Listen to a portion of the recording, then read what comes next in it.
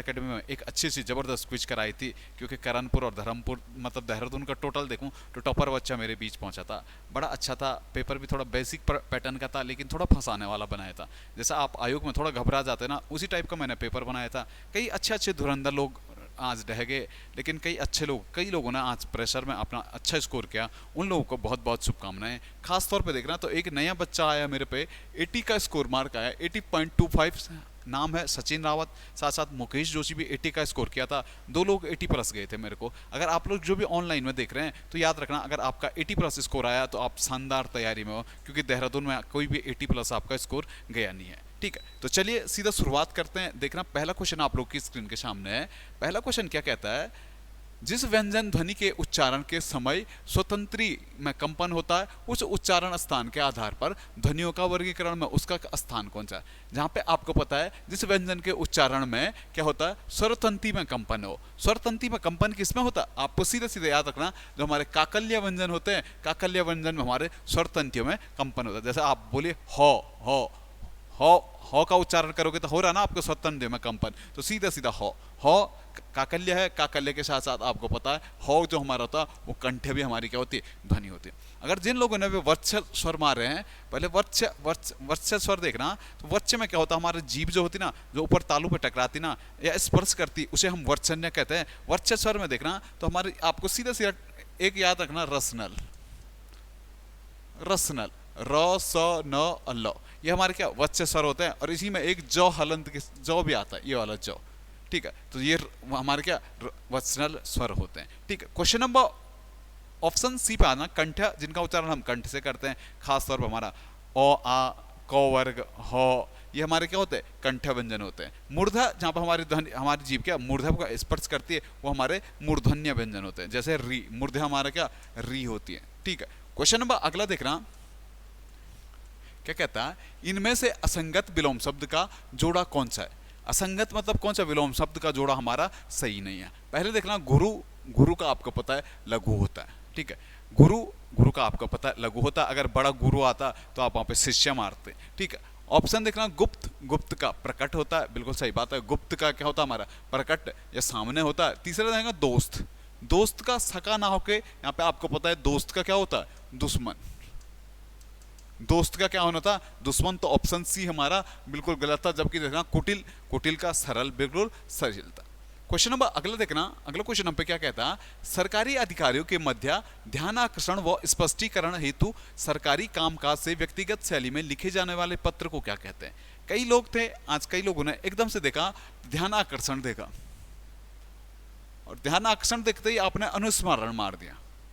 ठीक है, कई लोगों ने मारा है ध्यान आकर्षण देखते ही अनुस्मरण। ये होते नई तैयारी वाले जो सीधे एक ही चीज से कनेक्ट कर लेते हैं। लेकिन कई लोगों ने अच्छा भी मारा था इसका। अच्छा क्यों मारा था, क्योंकि आपको पता है ग्रुप सी ऑप्शन पे बेस पे आप पे खेलता है। वो क्वेश्चन पढ़िएगा, क्वेश्चन क्या कह रहा, सरकारी अधिकारियों के मध्य ध्यान आकर्षण एवं व स्पष्टीकरण हेतु सरकारी काम से व्यक्तिगत शैली में, सरकारी काम से और व्यक्तिगत शैली में। आपको पता है शासकीय पत्र व्यक्तिगत शैली में नहीं लिखा जाता, अनुस्मरण पत्र व्यक्तिगत शैली में नहीं लिखा जाता, सामान्य पत्र व्यक्तिगत शैली में नहीं लिखा जाता, और व्यक्तिगत शैली में लिखा जाता तो केवल कौन सा पत्र, एक ही पत्र लिखा जाता, वो कौन सा, अर्धशासकीय पत्र लिखा जाता है। तो जिन लोगों ने भी ऑप्शन डी मारा था, आप लोग का सबका बिल्कुल सही था।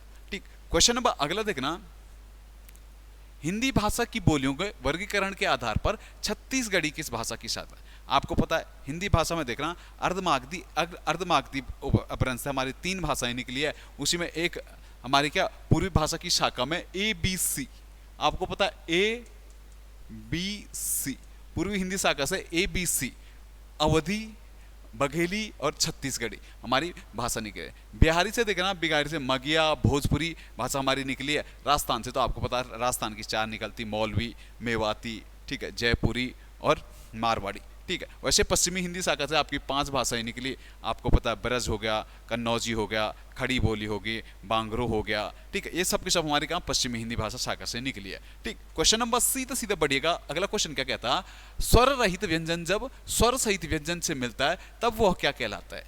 अगर आपको थोड़ा अटपटांग लगा हो ना, थोड़ा आप कर सकते थे, आप तालव्य, तालव्य से कोई मतलब नहीं बनता। आपको सीधा सीधा पहले आंसर बता दूं मैं, संयुक्त व्यंजन, संयुक्त स्वर कहते थे उसे। ठीक है, संयुक्त स्वर के नाम से उसे जाना जाता है। जब स्वर रहित व्यंजन, स्वर रहित व्यंजन देखा आपने, देखा त्रो, जैसा आप त्रो लिखते हैं त्रो, तो त्रो को आप क्या लिखते हैं, तो प्लस रो, ठीक है। त्रो प्लस देखना आपने पहले देखा, तो ये स्वर रहित क्या हमारा व्यंजन है। अब क्या स्वर सहित व्यंजन के साथ मिल रहा है, तो ये हमारा क्या होता है संयुक्त व्यंजन। संयुक्त स्वर नहीं आना था, बल्कि यहाँ पे संयुक्त व्यंजन कर देने से संयुक्त व्यंजन हमारा, या सॉरी संयुक्त अक्षर कहते हैं हम इसे, संयुक्त अक्षर के नाम से इसे जाना जाना था, ठीक है। संयुक्त अक्षर के नाम से इसे जाना जाना था, ठीक है। क्वेश्चन नंबर अगला देखना, अगला क्वेश्चन हमारा क्या कहता है, सामासिक पदों के मध्य प्रयोग किया जाता है। कभी भी सामासिक पद देखा, जैसा आपने समास देखा, खास तौर पर द्वंद्व समास देखा, आपने लिखा राम और सीता, राम और सीता, ऐसे ही लिखते हैं ना। जो ये चिन्ह होता है, इस चिन्ह को किस नाम से जानते हैं, तो आप या तो इसे सामासिक चिन्ह के नाम से जानते हैं, या आप इसे दूसरा शब्दों में कह दें तो ये इसे हम क्या किस नाम से जानते हैं, योजक चिन्ह के नाम से इसे जानते हैं। तो जिन लोगों ने भी ऑप्शन ए मारा था, आप सभी लोगों का ऑप्शन ए बिल्कुल सही था, ठीक है। उद्धरण चिन्ह देखा तो इन्वर्टेड कॉमा कहता है हम इसे, ये वाला चिन्ह, या सिंगल गाय तो ऐसे उद्धरण चिन्ह हमारा होता है, ठीक है। अल्प विराम आपको पता है, छोटा सा अल्प विराम होता है हमारा। अर्ध विराम आपको पता है ऐसा होता है। कभी अपूर्ण विराम आता, कभी आप पे ऐसा था अपूर्ण विराम। अपूर्ण विराम किसे कहते हैं, तो आप दो विसर्ग वाला चिन्ह होता है ना, अपूर्ण विराम, या इसी का नाम उपविराम भी आता है, उपविराम के नाम से भी इसे जाना जाता है, ठीक। क्वेश्चन नंबर अगला देखना, सतीश चंचल बालक है, रेखांकित शब्द में क्या होगा। रेखांकित आपने देखा अंडरलाइन जो हो रखा, वो हमारा क्या चंचल हो रखा था।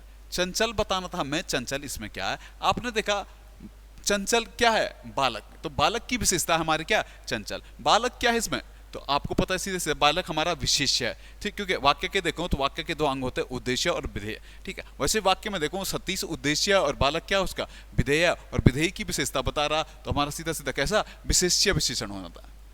कैसा विशेषण, ऑप्शन बी हमारा बिल्कुल सही था। जिन लोगों ने भी ऑप्शन बी मारा है, आप सभी का बिल्कुल सही था, ठीक है। बढ़िएगा फटक से अगले क्वेश्चन पे। अगला क्वेश्चन क्या कह रहा हमारा, राज्यपाल में कौन सी संज्ञा होगी।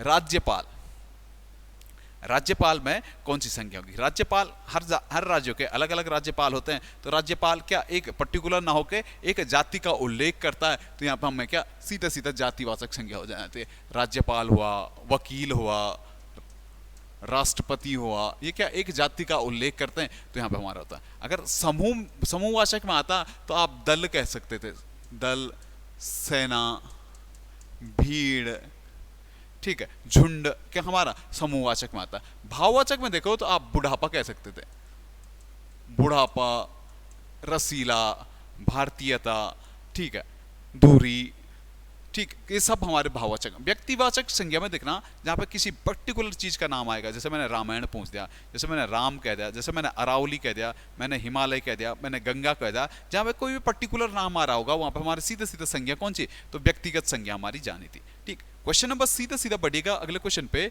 निम्न में से शुद्ध वर्तनी का चयन कीजिएगा। शुद्ध वर्तनी देखा तो जो शुद्ध वर्तनी हमारी बननी थी, शुद्ध वर्तनी आपको पता ही है, एक ही थी हमारी शुद्ध वर्तनी, और वो थी हमारा अनुग्रहित।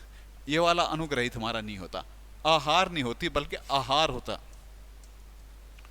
आहार नहीं होना था बल्कि क्या होता, आहार होना था। सृष्टा नहीं होना था बल्कि सृष्टि होनी थी, ठीक है। क्वेश्चन नंबर अगला देखना क्या कहता हम पे, निम्न विकल्पों में से तत्सम शब्द का चयन कीजिएगा। तत्सम शब्द हमारा जो था वो था हमारा निकृष्ट। तत्सम शब्द आपको पता है, री हमारा हमेशा तत्सम शब्दों के साथ लगता है। अगर आप पे तीखा है तो आप तीखा का देखना, तीखा का जो तत्सम बनता तीक्ष्ण, महिष तीक्ष्णा देखा चेन्नई वाले, वही तीक्ष्ण। तीखा का क्या होता है, तीक्ष्ण होता। अटारी, अटारी का जो तत्सम बना था अटालिका, अटालिका बनना था, अटालिका। गहरा, तो गहरा का आपको पता है गंभीर होता है, तत्सम शब्द क्या होता है, गहरा का गंभीर होता। तो बाई ऑप्शनल आप सॉल्व करते तो आपका निकृष्ट बिल्कुल सही आंसर था, ठीक है। बढ़िएगा क्वेश्चन नंबर अगले पे देखना, निम्न में से कौन सा समुच्चय बोधक संयोजक नहीं है। आपको पता है समुच्चय बोधक किसे कहते हैं, तो जो दो शब्दों को जोड़ता है वो हमारा समुच्चय बोधक होता है। क्या और दो शब्दों को जोड़ता है, जी बिल्कुल, और दो शब्दों को जोड़ता है, एवं दो शब्दों को जोड़ता, तथा हमारा क्या दो शब्दों को जोड़ता है। जो नहीं जोड़ता है तो वो कौन नहीं जोड़ता, अथो नहीं जोड़ता, इसीलिए अथो हमारा क्या था, एक समुच्चय बोधक नहीं था, ठीक है, सीधा सीधा बढ़ेगा अगले क्वेश्चन पे। क्या कहता है, सरोज स्मृति कविता के कवि कौन है? सरोज स्मृति जो कविता है, सरोज सुमित्रा निराला जी की पुत्री थी सरोज, इन्हीं की डेथ हो जाती तो उसी के बाद इन्हीं पे कोई कहानियां लिखते हैं जिन्हें सरोज स्मृति के नाम से जाना जाता है। ये किसकी? निराला की रचना है। निराला की रचनाओं में आओगे तो आपको तो थोड़ा एक नए पत्ते किसके है? निराला की। अनिमा, ठीक है, किसकी है? निराला की। सबसे ज्यादा इनके पत्र पूछे जाते हैं और पत्र में आपको कुछ नहीं करना, केवल एक लिख देना SMS। पत्र में कुछ नहीं करना, निराला के लिख देना SMS। SMS मतलब S समन्वय, M मतवाला और S सुधा। समन्वय, सुधा और मतवाला किसकी पत्रिकाएं हैं? तो वहां पे आप सीधा सीधा निराला जी के साथ जा सकते हो। ठीक, बढ़िया, फटक से अगला क्वेश्चन देखना। क्या कहता हम पे, हवा का पर्यायवाची शब्द नहीं है। आपको पता ना था हवा का पर्यायवाची शब्द क्या क्या नहीं होता। आपको पता है वायु, वायु हवा का होता, अनिल हवा का होता है, ठीक है, समीर हवा का होता है, जो नहीं होता तो तोय। तोय हमारा किसका? पानी का होता है, या इसी को हम अम्बु कहते हैं, या इसी को हम जल कहते हैं, या इसी को हम नीर कहते हैं। ये सब के सब किसके होते हैं? हमारे पानी के शब्द होते। तो ऑप्शन बी भी जिन लोगों का था उन लोगों का बिल्कुल सही था, बेसिक था। बढ़िया, सीधा सीधा अगला क्वेश्चन पे क्या कहता है, निम्न में से कौन सा शब्द सदा बहुवचन में प्रयुक्त होता है? थोड़ा फटक से ऑनलाइन में जितने भी बच्चे हैं थोड़ा जल्दी से मेरे को आंसर देना, कौन सा शब्द हमारा बहुवचन में प्रयोग होता है? निधि जी का बी, निधि डी, शुभम कुमार डी, रजत सिंह सरियाल पूर्वी हिंदी। आप लोग का कमेंट पढ़ रहा हूं मैं, थोड़ा फटक से बताइएगा हमारा किस में हमारा शिशु, जो देखना कौन सा हमारा बहुवचन होता है। बाय ऑप्शनल चलेंगे तो आपको पता है शिशु। शिशु, शिशु का अगर हम बहुवचन बनाएंगे तो आप कहेंगे शिशुओं। तो शिशु तो हमारा हमेशा किसमें? एक वचन में इस्तेमाल होगा, ठीक है। शिशु हमारा हो नहीं सकता। भक्ति, आप कहने भक्ति की, तो भक्ति भी हमारा क्या? भक्ति, भक्ति एक ही वचन में होगा। पुस्तक आपको पता है एक वचन में होता, और इसका बहुवचन क्या बनता? पुस्तक है। आपको ऑप्शन एक ही तो बचता था, दाम। कभी आपने कहते दाम लगाए, दाम लगाया नहीं कहता, आप क्या कहते? दाम लगाए। लगाए मतलब बहुवचन में, ठीक है। भक्ति की मतलब एक वचन, भक्ति किए नहीं कहता, आप क्या कहते? भक्ति की, तो भक्ति एक वचन में। शिशु, शिशु जा रहा है, जा रहे नहीं कहता आप, शिशु जा रहे नहीं, शिशु जा रहा है, वहां पे क्या? एक वचन होता है। पुस्तकें, पुस्तकें खरीदी, पुस्तक खरीदी, ठीक है। पुस्तक क्या होता है? एक वचन। पुस्तकें क्या होता है? हमारा बहुवचन होता, ठीक है। क्वेश्चन नंबर अगला देखना, अधम का विलोम शब्द क्या होगा? अधम, अधम का आपको क्या पता? अधम को आप क्या कहते? विलोम शब्द जो बनेगा अधम का उत्तम बनता, ठीक है। जिन लोगों ने भी कोमल मारा अधम का, आपको कोमल का जो विलोम शब्द आएगा वहां पे याद रखना, ये तो रुक्ष कह देते हम कोमल का, ये तो रुक्ष होता है, या आप क्या कह देता है? कठोर भी किसका होता? कोमली का होता है। रुक्ष या कठोर के नाम से कोमल को जाना जाता। अगर आप पे विनीत आता ना, विनीत का विलोम शब्द क्या होता? तो वहां पे आप या तो सौम्य कह देते, विनीत का होता हमारा उद्दत, ठीक है। विनीत का होता हमारा उद्दत, और इसी उद्दत का अगर समान एक विलोम और देखो तो आप यहाँ पे क्या कह सकते हैं? सौम्य के नाम से जानते हैं। सौम्य या विनीत किसके विलोम होते हैं? तो आपको याद रखना उद्दत के हमारे क्या होते हैं? विलोम होते हैं, ठीक है। बढ़िया, थोड़ा जल्दी करेंगे आज, थोड़ा टाइम ज्यादा ले लिया मैंने। क्या कहता है, राहुल पढ़ाई करता है, वाक्य में उद्देश्य क्या होगा? आपको पहले ही बता चुका हूं, वाक्य के दो अंग होते हैं, उद्देश्य और दूसरा विधेय, ठीक है। इसमें हमें बताना था उद्देश्य, जिसके बारे में बात की जाती वो हमारा क्या होता? उद्देश्य होता। और इसमें देखना आपकी बात किसके बारे में की जा रही? राहुल पढ़ाई करता है, तो राहुल क्या है इसमें? उद्देश्य है, और पढ़ाई करता है इसमें क्या है? विधेय है। तो राहुल क्या होना था हमारा इसमें? उद्देश्य होना था। ऑप्शन ए जिन लोगों ने मारा उनका सबका बिल्कुल सही था, ठीक है। क्वेश्चन नंबर अगला देखना, निम्नलिखित पत्रिकाओं के साथ उनका संपादक सुमेलित नहीं है। आपको अभी एक SMS वाली ट्रिक बताई थी मैंने, SMS समन्वय, सुधा और मतवाला किसकी? निराला की। तो समन्वय हमारी किसकी? निराला। हिलमैन आपको पता पीताम्बर दत्त बटवाल की थी। अंबर नाम से भी एक कविता लिखते थे, कौन? वही पीताम्बर दत्त बटवाल, उत्तराखंड के पौड़ी जनपद से संबंधित थे, ठीक है। जागरण देखना, जागरण, हंस, मर्यादा, ये किसकी? माधुरी, सब किसकी है? प्रेमचंद की। जो नहीं है तो वो क्या? वसुधा। वसुधा लिख देना, हरिशंकर परसाई। वसुधा जो पत्रिका थी ये किसकी थी? हरिशंकर परसाई जी की हमारी रचना मिलती है, हमारी वसुधा। अगर मुक्ति बोध की रचना आपको देखनी है तो वहां पे आप लिख लेना नया खून। मुक्ति बोध जी की जो रचना मिलती है वो किस नाम से मिलती है? नया खून के नाम से हम पे रचना मिलती है, ठीक है। बढ़िएगा, थोड़ा फटक से अगला क्वेश्चन देखना, रेखांतित में कौन सी संधि होगी? रेखांतित, अगर रेखांतित को तोड़ेंगे हम तो हम क्या करेंगे? रेखा प्लस अंकित, रेखा प्लस अंकित, आ प्लस ओ बराबर आ, किस संधि में? तो आपको पता है यहां पे क्या मात्राओं की क्या हो रही है, दीर्घ हो रहा, तो मात्राएं दीर्घ हो रही, तो हमारी कौन सी संधि? दीर्घ संधि। ऑप्शन सी हमारा बिल्कुल सही जाना था। जिन लोगों ने भी ऑप्शन सी मारा आपका सबका बिल्कुल सही था। ठीक, बढ़िया, सीधे सीधे अगले क्वेश्चन पे, पश्चिमी हिंदी की उत्पत्ति किस अपभ्रंश से हुई? पश्चिमी हिंदी जो हमारे अपभ्रंश था पश्चिमी हिंदी का, वो किस अपभ्रंश से? शौरसेनी अपभ्रंश से निकली है पश्चिमी हिंदी शाखा। और इसी पश्चिमी हिंदी शाखा की आपने 5 बोलियां देखी थी, ब्रज देखी थी, बुंदेली देखी थी, ठीक है, कन्नौजी देखी थी, और आपने खड़ी बोली देखी थी, और हरियाणवी या उसे आप बंगारू कहते हो। तो 5 भाषाएं हमारी किससे निकली है? ब्रज भाषा से निकली है। अगर अर्धमागधी से देखना तो अर्धमागधी से हमारी कौन सी? ABC। अर्धमागधी की एक शाखा थी पूर्वी हिंदी, पूर्वी हिंदी से हमारी अवधी, बघेली और छत्तीसगढ़ी निकली है। ठीक है, मागधी अपभ्रंश से देखना तो मागधी अपभ्रंश से बिहारी शाखा, मागधी अपभ्रंश की बिहारी शाखा से आपको पता है भोजपुरी, मगही और मैथिली निकली है। ठीक है, मागधी से देखना तो हमारी एक शाखा आती है हमारी, और मागधी से आपको पता है बंगाली, असमिया, बिहारिया, ठीक है, इस उड़िया हमारी कहां से निकले? मागधी से निकले। ठीक, बढ़िएगा सीधा सीधा अगले क्वेश्चन पे, क्या कहता है? निम्न में से किसमें उपसर्ग का प्रयोग नहीं हुआ है?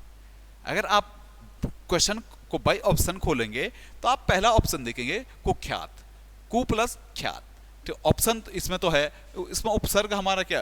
कु उपसर्ग है। ठीक है, कु प्लस ख्यात को, तो कु हमारा क्या उपसर्ग है? कुचाल, कु प्लस चाल, कुचाल में भी हमारा कु उपसर्ग है। कुयोग, कु प्लस योग, कुयोग में भी है। कुलीन, कुलीन में हमारा क्या एक वाक्य है, पूरा वाक्य है, जिसमें हमारा क्या मूल रूप से देखो, मूल शब्द हमारा क्या? कुलीन है। कुलीन में हमारा कोई भी हमारा क्या उपसर्ग नहीं है। ठीक है, तो ऑप्शन डी जिन लोगों ने भी मारा बिल्कुल सही था। ठीक, बढ़िएगा अगला क्वेश्चन आपके क्वेश्चन स्क्रीन के सामने है। क्या कहता? थोड़ा डाउट भी आया था किसी का आज इस पे, कह रहा राष्ट्रीय आपदा प्रबंधन प्राधिकरण ने उत्तराखंड के किस जनपद में आपदा प्रबंधन संस्थान खोलने की सिफारिश की? अभी देखना हमारा आपदा प्रबंधन जो संस्थान खोलने जा रहा है, राष्ट्रीय आपदा प्रबंधन प्राधिकरण, 2006 की इसकी स्थापना है। और ये अभी जो उत्तराखंड में बात की गई है, इन्होंने कहा कि आप चमोली जिले में इसे खोलेंगे। ठीक है, अभी देखना कभी क्वेश्चन का फॉर्मेट थोड़ा बदल सकता है। आप पूछेगा हाल ही में राष्ट्रीय आपदा प्रबंधन की घोषणा के अनुसार किस जिले में आपदा प्रबंधन संस्थान खोलने की तैयारी की जा रही है? तो आप चमोली मारोगे। एक कह रहा था इसका आंसर देहरादून क्यों नहीं आया? तो देहरादून इसका आंसर इसलिए नहीं आया क्योंकि देहरादून में हमारा आपदा प्रबंधन एवं न्यूनीकरण केंद्र है। देहरादून में जो आएगा आप वहां पे लिख लेना, देहरादून में आपका जो होगा आपदा प्रबंधन एवं न्यूनीकरण केंद्र कहां पे? तो आप देहरादून के साथ जाओगे। ठीक है, क्वेश्चन नंबर अगला देखना, मंदाकिनी नदी को केदारखंड में कहा गया है। मंदाकिनी नदी आपको पता है, मंदाकिनी हमारा केदारनाथ के पास से निकलती है। केदारखंड में इसका उल्लेख किया गया किससे? क्षीरधार नदी से। किस नदी से? क्षीरधार नदी से। अगर कभी आएगा पुराणों में गार्गी, गार्गी के नाम से किसे जाना जाता? तो आप क्या कहते थे? गोला, गोला, या इस पुष्पभद्रा के नाम से भी इसे जाना जाता। पुष्पभद्रा के नाम से किसे जाना जाता? तो आप वहां पे गोला मार के गए। अगर आता देवकी के नाम से किसे जाना जाता? तो आप वहां पे दाबका मारोगे। ठीक है, अगर श्यामा के नाम से पूछेगा, श्यामा के नाम से किसे जाना जाएगा? तो आप काली मारोगे। ठीक है, वैसे ही आप पे एक और आता है परशुराम गंगा। प्राचीन काल में परशुराम गंगा के नाम से किसे जाना जाता? तो आप पश्चिमी रामगंगा मारोगे। पश्चिमी रामगंगा का नाम मिलता हम पे क्या? साणी, कुशजीणा और परशुराम गंगा के नाम से इसी नदी को जाना जाता है। दूधातोली श्रृंखला से हमारी ये नदी निकलती है। ठीक है, क्वेश्चन नंबर अगला देखना, देघाट आंदोलन किस वर्ष हुआ? देघाट अल्मोड़ा में पड़ता हमारा देघाट, सल्ट, ये एक ही टाइम के ये हमारे आंदोलन थे। देघाट आंदोलन देखो तो पहले बात 19 अगस्त 1942 अल्मोड़ा के देघाट में भारत छोड़ो आंदोलन के टाइम पीरियड पे एक विरोध हुआ था जिसमें हमारे हीरामणि शहीद हुए थे। वो कब हुआ था? 1942 में हुआ था। इसके बाद 25 अगस्त को धामगो या सालम की घटना हुई थी, और 5 सितंबर को आपको पता है आप शहीद दिवस मनाते हैं यहाँ पे। सल्ट की घटना कब हुई? तो 5 सितंबर को हुई थी। ठीक है, बढ़िएगा। इसी में देख लेना गुजड़ू कांड भी हमारा इसी टाइम हुआ था, जो गढ़वाल में हुआ था। गुजड़ू कांड कब हुआ था हमारा? तो 1942 में हुआ था। ठीक, सीधा सीधा बढ़िएगा अगले क्वेश्चन पे। क्या कहता है? एटकिंसन ने किस गवर्नर के शासनकाल को माँ बाप की संज्ञा दी थी? एटकिंसन ने जो एटकिंसन हिमालयन डिस्ट्रिक्ट गजेटर है, हिमालयन डिस्ट्रिक्ट गजेटर में ट्रेल, कमिश्नर ट्रेल था, कमिश्नर ट्रेल को इसमें क्या कहते थे, माँ बाप की सरकार के, क्योंकि जहाँ ट्रेल को इसलिए माँ बाप की सरकार की संज्ञा दी थी क्योंकि ट्रेल जहाँ पे भी जाता था वहाँ पे क्या अपना दरबार लगा देता था, न्याय करना शुरू कर देता था, इसीलिए तो इसे क्या कहते हैं, माँ बाप की सरकार कहते हैं। ठीक, कुछ अगर ब्रिगेड देखना आपका तो ब्रिगेड का एक बंदोबस्त था 1863 से 73 के मध्य चला था। कई लोग इसे 9वां बंदोबस्त मानते हैं, कई लोग 10वां मानते हैं। उत्तराखंड में पहली बार वैज्ञानिक पद्धति पे जो बंदोबस्त हुआ था यही ब्रिगेड साहब का बंदोबस्त हुआ था। बेटन देखना, जॉन हैलिट बेटन कुमाऊं के कमिश्नर रहे हैं, 1848 से 1856 के मध्य रहे हैं। इन्हीं के कार्यकाल को कुमाऊं कमिश्नरी का जो स्वर्णकाल कहा जाता है वो जॉन हैलिट बेटन के। रैमजे देखना तो सबसे ज़्यादा टाइम पीरियड तक जो कमिश्नर रहे, कुमाऊं की जनता जिनसे सबसे ज़्यादा खुशी थी, तराई का विश्वकर्मा कहते थे, या लोग इन्हें प्यार से रामजी साहब के नाम से पुकारते थे, इन्हें ही हेनरी रैमजे के नाम से जाना जाता है। ठीक है, क्वेश्चन नंबर अगला देखना, कत्यूरी काल में सुबिक्सपुर किस नाम से जाना जाता था। थोड़ा ऑनलाइन वाले बच्चे हैं, थोड़ा फटक से आंसर देना, मैं देखना चाह रहा हूं आप लोग के बीच कितने आंसर मेरे को मिलते हैं ऑनलाइन में, थोड़ा जल्दी देना।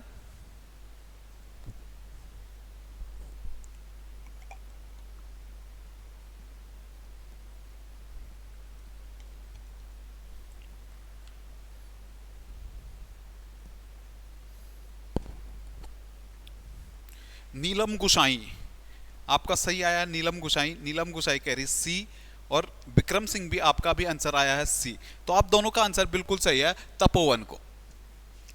जोशीमठ से ऊपर एक जगह पड़ती तपोवन गर्म कुंड, आपने यहीं पे देखा होगा, एक नीचे से जल धारा आती जियोथर्मल के साथ, यहाँ पे एक समझौता हुआ एनर्जी के लिए, ठीक है, जियो एनर्जी के लिए। अभी देखना तो सुभिक्ष राज क्या कत्यूरी राजवंश का राजा रहता है, यहाँ पे जोशीमठ में राज करता है, लेकिन अपनी राजधानी अब कहाँ जोशीमठ से ऊपर तपोवन ले जाता, इसी तपोवन का नाम अपने नाम के अनुरूप क्या रख देता, सुभिक्षपुर के नाम से रख देता है। कभी भी आएगा प्राचीन काल में सुभिक्षपुर के नाम से किसे जाना जाता, तो आप सीधा सीधा तपोवन को मारोगे। तपोवन कौन सा वाला, तो जोशीमठ वाला तपोवन। ठीक है, मलारी से आपको ज्यादातर क्वेश्चन नहीं बनेगा तो वही मिलेगा कि मलारी समाधान। ठीक है, मलारी समाधान, और यहाँ से एक क्या मिला था, स्वर्ण मुखोटा मिला था। हिमालयन पशु जीवों का उल्लेख भी कहाँ से मिलता, मलारी से मिले था। ठीक है, पांडुकेश्वर देखना, तो पांडुकेश्वर एक तो भगवान बद्रीनाथ की चतुर्दर्शी मूर्ति जो होती है वो पांडुकेश्वर में आती है। इसी पांडुकेश्वर में आपने जाति मेला देखा था। ये पांडुकेश्वर देखना, तो पांडुकेश्वर हमारे ताम्रपत्रों के लिए बड़ा फेमस था। ठीक है, पांडुकेश्वर से जो ताम्रपत्र मिले, कत्यूरियों के कई ताम्रपत्र मिले, तो कत्यूरी ताम्रपत्रों में देखो तो खास तौर पर ललित सूर्यदेव के यहाँ पे क्या ताम्रपत्र मिले, इसी पांडुकेश्वर शहर से। ठीक, क्वेश्चन नंबर अगला देखना, क्या कहता, देवप्रयाग स्थित रघुनाथ मंदिर का जीर्णोद्धार किसने किया था। देवप्रयाग में जो रघुनाथ मंदिर था, दक्षिण भारत शैली पे बना हमारा ये मंदिर, द्राविड़ शैली का मंदिर था, जिसका जीर्णोद्धार किसने किया था, तो आपको याद रखना दौलत राव सिंधिया ने इसका क्या किया था, जीर्णोद्धार किया था। अगर आप पे आता कि अमर सिंह थापा ने किसका जीर्णोद्धार किया था, तो आपको वहां पे याद रखना, आप गंगोत्री जाओगे तो गंगोत्री 1807 में यहाँ पे गोरखा शासन था, और गोरखा शासन में जो गढ़वाल का सामंत था उस टाइम अमर सिंह थापा था। इसी अमर सिंह थापा ने गंगोत्री मंदिर का जीर्णोद्धार किया था। अगर शंकराचार्य की बात आती, शंकराचार्य ने किसका जीर्णोद्धार किया था, तो आपको याद रखना बाबा केदारनाथ का जो जीर्णोद्धार किया था वो किसने, शंकराचार्य ने किया था। अगर आप पे आता कल्याण चंद, तो बिनसर महादेव का जो जीर्णोद्धार कराया था वो किसने कराया था, कल्याण चंद ने कराया था। ठीक है, बढ़िएगा सीधे सीधे अगले क्वेश्चन पे। अगला क्वेश्चन हम पे क्या कहता है, रमलगाड़, मदकानी और गोनखागाड़ किसकी सहायक नदी है। रमलगाड़, मदकानी और गोनखागाड़ जो हमारी सहायक नदी थी वो हमारी किसकी सहायक नदी है, तो आपको बताना था। तो जिन लोगों ने भी ऑप्शन ए आंसर दे रहे हैं उनका बिल्कुल सही है, गौरी गंगा की हमारी क्या है, सहायक नदी है। बाद में गौरी गंगा आगे जाती है और कहाँ पे, जौल जीपी पे किस में मिल जाती है, काली में मिल जाती है, और वहीं पे क्या बन जाते हैं, हमारा संगम बन जाता है, और काली की सहायक नदी हमारी कौन है, गौरी है। ठीक है, अगर आता काली की सहायक नदी देखना, तो काली की सहायक नदी हमारी सरयू है, गौरी है। ठीक है, जिसके साथ साथ सरयू की सहायक नदी देखना, तो सरयू की सहायक नदी में आपको पता है एक तो गोमती है जो बागेश्वर में मिलती है, एक आपने देखा काकरी घाट में। सरयू में कौन सी मिलती है, हमारी पनार नदी मिलती है। ठीक है, बढ़िएगा सीधा सीधा अगले क्वेश्चन पे। अगला क्वेश्चन हम पे क्या कह रहा है, उत्तराखंड में सबसे प्राचीन नगर पालिका का गौरव किस पर आता है। उत्तराखंड में जो सबसे पहली नगर पालिका बनी थी वो आप लोग को याद रखना है। सबसे पहली नगर पालिका 1842 में हमारी कौन सी बनी थी? मसूरी नगर पालिका के नाम से हमारी नगर पालिका बनी थी 1842 में। फिर 1845 के आसपास हमारी एक नगर पालिका बनी थी नैनीताल नगर पालिका। बाद 50 में नगर पालिका का इसे क्या दर्जा दिया गया। देहरादून नगर पालिका की बात आएगी तो 1867 में देहरादून नगर पालिका हमारी बनी थी। अल्मोड़ा नगर पालिका का थोड़ा नॉलेज नहीं है, थोड़ा पढ़ा नहीं मैंने कभी, अल्मोड़ा नगर पालिका कब बनी थी। ठीक, क्वेश्चन नंबर अगला देखना, हस्तलिखित ग्रंथ गुरु पादुका कहां से प्राप्त हुई है? तो हस्तलिखित गुरु पादुका हमारी जोशीमठ के पास पांडुकेश्वर से हमारी क्या हुई है? प्राप्त हुई है। तो ऑप्शन ए जिन लोगों ने मारा उन लोगों का बिल्कुल सही था, सीधा सीधा ऑप्शन ए। ठीक है, बढ़िया, फटक से, ज्यादा समझाने लायक इसमें है नहीं कुछ। क्या कहता है? महाभारत काल में कुनिंद्र ने सुबाहु की राजधानी कहां थी? महाभारत कालीन आपने देखा तो उत्तराखंड से कुछ जानकारी मिलती है। पहला एक ही राजा था सुबाहु, सुबाहु की राजधानी हमारे श्रीनगर रहती है। बाद में यही श्रीनगर में कुछ टाइम पांडव रहते हैं। बाद में सुबाहु किसकी ओर से युद्ध में भाग लेता है? इन्हीं पांडवों की ओर से युद्ध में हमारा क्या लेता? भाग लेता है।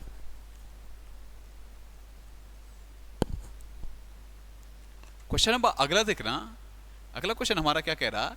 प्रसिद्ध भूगोलविद टॉलमी ने दूसरी शताब्दी ईसा पूर्व ब्यास, गंगा और यमुना के ऊपरी क्षेत्र में किस जनजाति के वास का उल्लेख किया था? आपको पता है टॉलमी ने यहाँ पे कुनिंद जाति के क्या उल्लेख का क्या यहाँ पे क्या कहता? विशेषता बताई थी। दूसरी सदी के आसपास ब्यास नदी से जब यमुना नदी के क्षेत्र के बीच था, यहीं पे कुनिंद था। इन्हीं कुनिंदों में जो राजा आता है अमोदभूति का नाम सबसे पहला आता है या सबसे शक्तिशाली माना जाता है। इन्हें कुनिंद्रायन के नाम से किसने पुकारा था? टॉलमी ने पुकारा था। ठीक है, क्वेश्चन नंबर अगला देखना, चवाक दर्शन के प्रेता ऋषि चवाक का आश्रम उत्तराखंड में कहां पे? आपको अगर चवाक आश्रम देखना है तो चवाक आश्रम आप जाओगे सीधे बद्रिका आश्रम के पास, भगवान बद्रीनाथ के पास में हमारा जो आश्रम पड़ता है वो चवाक आश्रम के नाम से उसे जाना जाता है। आजकल आपका जो आश्रम बड़ी चर्चाओं में चल रहा है, एक तो बाबा नीम करोली, क्या हनुमान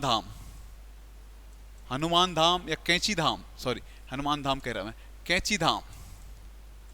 एक तो कैंची धाम हमारा फेमस है, कभी आएगा बाबा नीम करोली का आश्रम कहाँ पे तो आप कैंची धाम जाओगे। ठीक है, एक आप पे डोल या कल्याणी आश्रम आएगा। डोल या कल्याणी आश्रम भी हमारा अल्मोड़ा में पड़ता है। ठीक है, कैंची धाम हमारा कहाँ पे? तो कैंची धाम हमारा नैनीताल में पड़ता है। ठीक, बढ़िएगा सीधे सीधे अगले क्वेश्चन पे। क्या कह रहा है? 2011 की जनगणना के अनुसार राज्य की शहरी आबादी में 10 की वृद्धि दर प्रतिशत में कितनी? अभी जो शहरी क्षेत्रों में हमारी 10 की वृद्धि दर है वो हमारी 39.49% हमारी क्या है? 10 की वृद्धि दर है। अभी देखना, एक जनपद हमारा 10 की वृद्धि दर में 31% के आसपास वृद्धि कर रहा है और वो जनपद हमारा उधम सिंह नगर है। सबसे कम वृद्धि जो हुई है या सबसे ज्यादा ऋणात्मक जो रही है वो पौड़ी की रही है। फिर अल्मोड़ा की दो डिस्ट्रिक्ट हमारे क्या रहे? ऋणात्मक रही है। वैसे कभी आता कि एवरेज सार्थकता उत्तराखंड की कितनी रही है, तो वहां पे आपको याद रखना 18.81% हमारी क्या एवरेज सार्थकता रही है। इसी 18 से याद रखना कि उत्तराखंड का 10 की वृद्धि दर में भारत में कौन सी रैंक है, तो वहां पे भी आपकी 18वीं रैंक की हमारी क्या बनेगी? 10 की वृद्धि दर में उत्तराखंड की बनेगी। ठीक, बढ़िएगा सीधा सीधा अगले क्वेश्चन पे। क्या कहता? निम्न में से कौन सी पुस्तक और रचनाकार सुमेलित नहीं है? कई लोगों का डाउट था आज कि आप ये क्वेश्चन गलत तो नहीं है। क्वेश्चन आपका बिल्कुल सही था। पहले देखना, मसूरी मैंडले गणेश शैली की है, बिल्कुल सही बात है। कंचनजंगा आपका हुकुम सिंह रावत की नहीं है। कंचनजंगा हुकुम सिंह रावत की नहीं है, हुकुम सिंह पांगती की नहीं, बल्कि हुकुम सिंह रावत आना था यहाँ पे। कंचनजंगा हुकुम सिंह रावत की है। ठीक है, ऑप्शन बी गलत था हमारा। जिन लोगों ने भी ऑप्शन बी मारा आपका बिल्कुल सही है। अगर आता होली हिमालय तो सेरेमन ओकले की बिल्कुल सही बात है। Almora gazetteer H.G.. वॉल्टन की हमारी आता है। अल्मोड़ा गैजेटर हो गया, गढ़वाल गैजेटर हो गया, दून गैजेटर होगा, सब किसकी? तो एच.जी. वॉल्टन की आती है। केवल नैनीताल गैजेटर आएगा तो नेमिल की आती है, नेमिल्सन की आती है, या हिमालयन डिस्ट्रिक्ट गैजेटर आएगा तो एटकिंसन की आती है। ठीक, बढ़िएगा अगला क्वेश्चन क्या कह रहा है आपके? सती कुंड कहाँ पे स्थित है? सती कुंड जब आप हरिद्वार से लक्षर की ओर जाते हैं ना तो वहीं पे आपका एक कुंड पड़ता है, माता सती माता का कुंड माना जाता है। किस नाम से जाना जाता है? सती कुंड। कहाँ पे स्थित है? तो हरिद्वार में है। ठीक है, अगर देहरादून में आएगा आप पे कौन कौन से कुंड है तो आपको कुछ नहीं, एक कुंड रखना। गौतम कुंड कहाँ पे है? तो गौतम ऋषि के आश्रम के पास कहाँ पे? देहरादून में हमारा गौतम कुंड पड़ता है। ठीक है, एक आता शत्रुताल कहाँ पे? शत्रुताल कहाँ पे? तो आपको याद रखना शत्रुताल हमारा कहाँ पे? टिहरी में पड़ती है। ठीक है, क्वेश्चन नंबर अगला देखना क्या कहता है आप पे? पंवार वंश का 55वां राजा कौन था? पंवार वंश का 55वां राजा। ये क्वेश्चन थोड़ा इस पैटर्न में भी चेंज हो सकता है। टिहरी रियासत का पहला राजा, दो टाइप का ये क्वेश्चन बन सकता है। या तो आपको पूछेगा पंवार वंश का 55वां राजा, या आपको पूछेगा टिहरी रियासत का पहला राजा। तो पंवार वंश का तो 55वां राजा रहेगा। आपको पता है सुदर्शन शाह, और टिहरी रियासत का पहला राजा भी कौन सा था? सुदर्शन शाह। कभी आएगा पंवार वंश का अंतिम राजा या टिहरी रियासत का अंतिम राजा, तो आप क्या मारोगे? मानवेंद्र शाह। 1 अगस्त 1949 को उस टाइम टिहरी रियासत का किसमें विलय कर दिया गया था? भारत में विलय कर दिया गया था। उस टाइम हमारा लास्ट राजा कौन था? तो मानवेंद्र शाह थे। ठीक, क्वेश्चन नंबर अगला देखना, पौरव राजवंश में सेना के प्रमुख को क्या कहा जाता था? पौरव राजवंश में जो सेना का प्रमुख था वो किस नाम से? बला अध्यक्ष के नाम से जाना जाता था। बला अध्यक्ष के नाम से उसे जाना जाता है। ठीक है, अगर आता सुपकारापति, तो सुपकारापति आपका भोजन व्यवस्था, जो हमारा भोजनालय का प्रमुख होता था वो सुपकारापति होता था। महाराजा धीराज, उस टाइम क्या राजा की उपाधि होती थी, महाराजा धीराज के नाम से जाना जाता था। ठीक, क्वेश्चन नंबर अगला देखना, कुमार कुमारी प्रथा किस प्रजाति या किस पुरा जाति में पाई जाती है? आपको पता है कुमार कुमारी प्रथा हमारी एक सबसे प्राचीन जाति है। शिव प्रसाद डबराल चारण के अनुसार जिसे सबसे प्राचीन जनजाति माना जाता है वो यही कोल जाति है। इसी कोल में हमारी क्या कुमार कुमारी प्रथा पाई जाती है। ठीक है, इसके साथ साथ थोड़ा इस प्रथा का नया रूप, या हम कहते हैं जो हमारी एक प्रथा थी रंगभंग प्रथा के नाम से जाना जाता है, खासतौर पर पिथौरागढ़ में पाई जाती है। भूटिया जनजाति में इसी का एक प्रचलित रूप है। किस किस नाम से जाना जाता है उसे? तो रंगभंग प्रथा के नाम से उसे जाना जाता है। ठीक है, युवा गृह प्रथा या रंगभंग प्रथा के नाम से उसे जाना जाता है। क्वेश्चन नंबर अगला देखना, लाहौर अधिवेशन में उत्तराखंड से भाग लेने वाली महिला कौन थी? आपको पता है, अगर आप ऑप्शनली चलते तो आपको पता है चंद्रप्रभा ताल 1980 के दशक में रही, तो ये तो हो नहीं सकती थी। हमारा दीपा देवी, या हम इन्हें दीपा देवी नौटियाल कहते हैं, या हम ऐसे ठुंगली देवी के नाम से कहते हैं, शराब विरोधी आंदोलन चलाया था, ये भी थे नहीं। आप पे 2 ऑप्शन बनते, दुर्गा सिंह रावत और Irene Pant. Irene Pant GB Pant ji की लड़की थी, लेकिन इनका कोई संबंध हम पे मिलता ही नहीं। केवल इतना ही मिलता है क्या, कुमाऊं की बेटी और पाकिस्तान की बहू के नाम से जाना जाता है। दुर्गा देवी रावत देखना, तो दुर्गा देवी रावत हमारे अल्मोड़ा क्षेत्र से संबंधित थी। कई गांधी जी को एक बार इन्होंने स्वर्ण थाली गिफ्ट की थी। इसके साथ साथ महिला जो उत्तराखंड में महिला कांग्रेस का अध्यक्ष हुआ था, तो महिला कांग्रेस का जो सम्मेलन हुआ था इनकी अध्यक्षता में ही संपन्न हुआ था। 1929 जो लाहौर अधिवेशन हुआ था ना हमारा, जवाहरलाल नेहरू की अध्यक्षता में, जिसमें स्वराज की मांग की गई थी, उसी में पार्टिसिपेट किसने किया था हमारा? तो दुर्गा देवी रावत और एक और कुमाऊं से गए थे हर्षदेव ओली, 2 लोगों ने यहां से क्या किया था? इसमें पार्टिसिपेट किया था। क्वेश्चन नंबर अगला देखना, डोला पालकी की समस्या को सर्वप्रथम महात्मा गांधी के समक्ष किसने रखा था?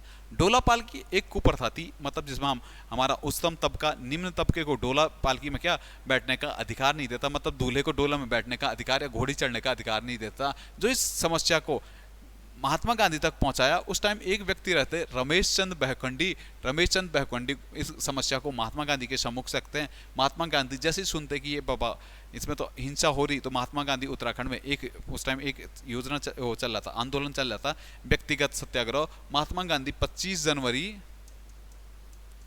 1941 को इस व्यक्तिगत सत्याग्रह पे प्रतिबंध लगा देते हैं इसी कारण से। ठीक है, क्वेश्चन नंबर अगला देखना, किस पुस्तक में हमें खुड़बुड़ा के इतिहास की विस्तृत जानकारी मिलती है? खुड़बुड़ा का इतिहास बोलूं या प्रद्युमन शाह का शहीद होना बोलूं, या मैं कहूं गोरखाओं का गढ़वाल पे आ जाना कहूं, या गोरखाओं का संपूर्ण उत्तराखंड पे अधिकार बोलूं, तो इसकी जो जानकारी मिलती the valley of Doon, J.R. Gill की हमारी है द वैली ऑफ दून। इसी में मिलता है कि 14 मई 1804 को प्रद्युमन साहब को गोली लगती है, प्रद्युमन साहब शहीद हो जाते हैं। उसके बाद गढ़वाल पे गोरखियानी शासन क्या हो जाता हमारा शुरू हो जाता है। दून गैजेटियर देखना, तो प्रकाश थपलियाल के आते नेपाल की हिस्ट्री छोड़े। गढ़ राजवंश, हमारा गढ़ राजवंश किसका है? तो मौलाराम का आता है गढ़ राजवंश। ठीक है, फ्रांसिस हैमिल्टन की आती है हमारी नेपाल की हिस्ट्री। ठीक है, क्वेश्चन नंबर अगला देखना, कुमाऊं क्षेत्र में भव्य मंदिर बनाने और तीर्थ यात्रियों को आकर्षित करने के लिए किस योजना का प्रस्ताव रखा गया? अभी आप देख रहे हैं तो गढ़वाल मंडल पर आपकी 4 धाम यात्रा खुल गई है। तो चार धाम यात्रा, आजकल यात्रा सीजन है तो खूब टूरिस्ट हमारे यहाँ पे आते हैं, लेकिन कुमाऊं थोड़ा यात्रा के रूप में हमारे पे थोड़ा पिछड़ा गया। आजकल थोड़ा नीम करोली बाबा चलते हैं, लेकिन थोड़ा कुमाऊं में भी अब क्या चार धाम की तर्ज पे हम क्या मानस खंड पर मंदिर माला बना रहे हैं, जिसमें हम कुमाऊं के सारे मंदिरों को जोड़ने का क्या कर रहे हैं, इसमें प्रयास कर रहे हैं। और कुमाऊं में क्या हम टूरिस्ट यानी पर्यटन को बढ़ावा देने के लिए हम यहाँ पे एक काम कर रहे हैं, मानस खंड मंदिर माला के नाम पे ये स्कीम हम यहाँ पे चलाने जा रहे हैं। ठीक, क्वेश्चन नंबर अगला देखना, उत्तराखंड सरकार ने हाल ही में राज्य की 2 लोक कलाओं को जीआई टैग प्रदान किया। एक तो इनमें से एपण है, एपण आपको पता है 2022 में एपण को जीआई टैग दिया गया था। और दूसरी कला कौन सी है, तो आपको ऑप्शन ए दिख रहा है, जागर, ढोल वादन, ताम्र कला, और इनमें से कोई नहीं। आपको पता अल्मोड़ा की ताम्र कला को भी हमने क्या जीआई टैग दिया, भोटिया दन को हमने क्या दिया, जीआई टैग दिया। ठीक, इसके साथ साथ मुंशियारी की राजमा को जीआई टैग दिया। ठीक है, हमारे रिंगाल क्राफ्ट को हमने जीआई टैग दिया। ठीक है, एपण कुमाऊं की एपण कला को हमने क्या जीआई टैग दिया। तो इसके साथ साथ कुमाऊं की एपण कला और अल्मोड़ा की ताम्र कला हमारी क्या जीआई टैग प्राप्त है। क्वेश्चन नंबर अगला देखना, उत्तराखंड के किस जिले में नगरीय बहुआयामी गरीबी सर्वाधिक है। अभी देखना आपका एक क्वेश्चन आया था, बहुआयामी गरीबी में उत्तराखंड का रैंक कौन सा था। उत्तराखंड का रैंक बहुआयामी गरीबी में हमारा 15वां हमारा रैंक था। और 15 रैंकों में से सबसे ज़्यादा बहुआयामी गरीबी देखिए वो आपके मुख्यमंत्री पुष्कर सिंह धामी का क्षेत्र है, वो यही चंपावत में है। ठीक है, चंपावत से आजकल एक क्वेश्चन और बन सकता है, थोड़ा करंट टाइप में मैं देख रहा हूँ। चंपावत में क्या है कि उत्तराखंड में देखना 100% राजस्व पुलिस व्यवस्था को हटा के नागरिक पुलिस व्यवस्था अपनाने वाला पहला राज्य भी हमारा कौन सा बना है, तो आपको याद रखना वो कौन सा बना, हमारा चंपावत ही बना है। ठीक, बढ़िएगा अगले क्वेश्चन पे। उत्तराखंड सरकार द्वारा शुरू किया गया ऑपरेशन स्माइल संबंधित है। उत्तराखंड सरकार ने अभी हाल ही में आजकल भी चल रहा आपका ऑपरेशन स्माइल चल रहा है। ऑपरेशन स्माइल जो है वो क्या है कि जैसे कोई भी धाम है, जैसे केदारनाथ में कोई आदमी खो जाता है तो उत्तराखंड पुलिस उनके परिजनों के सम्मुख उनको लौटा के दे रही है। तो क्या ऑपरेशन किसके तहत, स्माइल के तहत, गुमशुदा लोगों की तलाश के लिए जो चलाया जा रहा ऑपरेशन स्माइल चलाया जा रहा। अगर आपने भिक्षावृत्ति मारा है ऑप्शन आंसर, तो आपको याद रखना भिक्षावृत्ति के लिए हमने ऑपरेशन मुक्ति चलाया था। ऑपरेशन मुक्ति किससे था हमारा, तो याद रखना भिक्षावृत्ति से संबंधित हमारा क्या था, ऑपरेशन मुक्ति। ऑप्शन ए में लिख देना, भिक्षावृत्ति से संबंधित था हमारा ऑपरेशन मुक्ति, हमारा सही आंसर बनना था। ठीक, क्वेश्चन नंबर अगला देखना, आकाश मधवाल का संबंध किस खेल से है। वैसे आकाश मधवाल क्वेश्चन तो मैंने बहुत पहले बना दिया था, लेकिन कल रात आकाश मधवाल फिर भी चमक गए तो आप लोगों के लिए इजी हो गया। आकाश मधवाल अभी मुंबई इंडियन की ओर से खेल रहे हैं, उत्तराखंड रणजी टीम के कप्तान हैं। ठीक है, रुड़की साइड से संबंधित हैं। इनका संबंध जो है कहाँ से, क्रिकेट से। ऑप्शन बी जिन लोगों ने मारा बिल्कुल सही था। कल रात आपने मैच देखा है, 2 विकेट लिए थे आकाश मधवाल ने। ठीक है, क्वेश्चन नंबर अगला देखना, उत्तराखंड में पलायन आयोग की रिपोर्ट में सबसे अधिक वीरान गांव किस जनपद में। अभी उत्तराखंड में पलायन आयोग की रिपोर्ट आ गई। वैसे पलायन आयोग 2017 का था, पौड़ी में स्थापना थी, एसएस नेगी इसके अध्यक्ष थे, लेकिन अब पलायन आयोग अपना मुख्यालय ट्रांसफर करके देहरादून आ चुका है। अभी रिपोर्ट आई और सबसे ज़्यादा वीरान गाँव जो पलायन आयोग ने घोषित किए हैं वो कहाँ पे, पौड़ी में किए। कहा कि पौड़ी में सबसे ज़्यादा वीरान गाँव है। एक चीज़ और कहा कि 230 लोग प्रतिदिन पहाड़ से कहाँ, मैदान के लिए क्या हो रहे हैं, पलायन कर रहे हैं। ठीक है, यह आंकड़ा भी प्रत्येक दिन 230 लोग पहाड़ छोड़ के काम मैदानों की ओर निवास करने आ रहे हैं। ठीक, यह आंकड़ा भी पलायन आयोग का, उत्तराखंड पलायन आयोग। ठीक है, क्वेश्चन नंबर अगला देखना, उत्तराखंड से संबंधित सुमेलित नहीं है।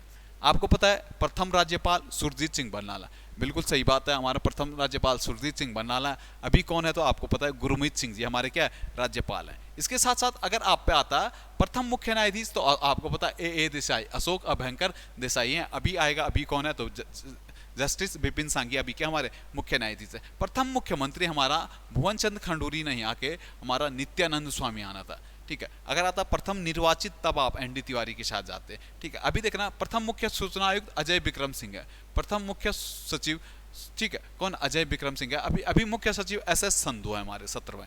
ठीक है, क्वेश्चन नंबर अगला देखना, नदियों पर रस्सियों के पुल बनाकर लोगों को नदी पार करवाने को डैश डैश डैश डैश कहते थे।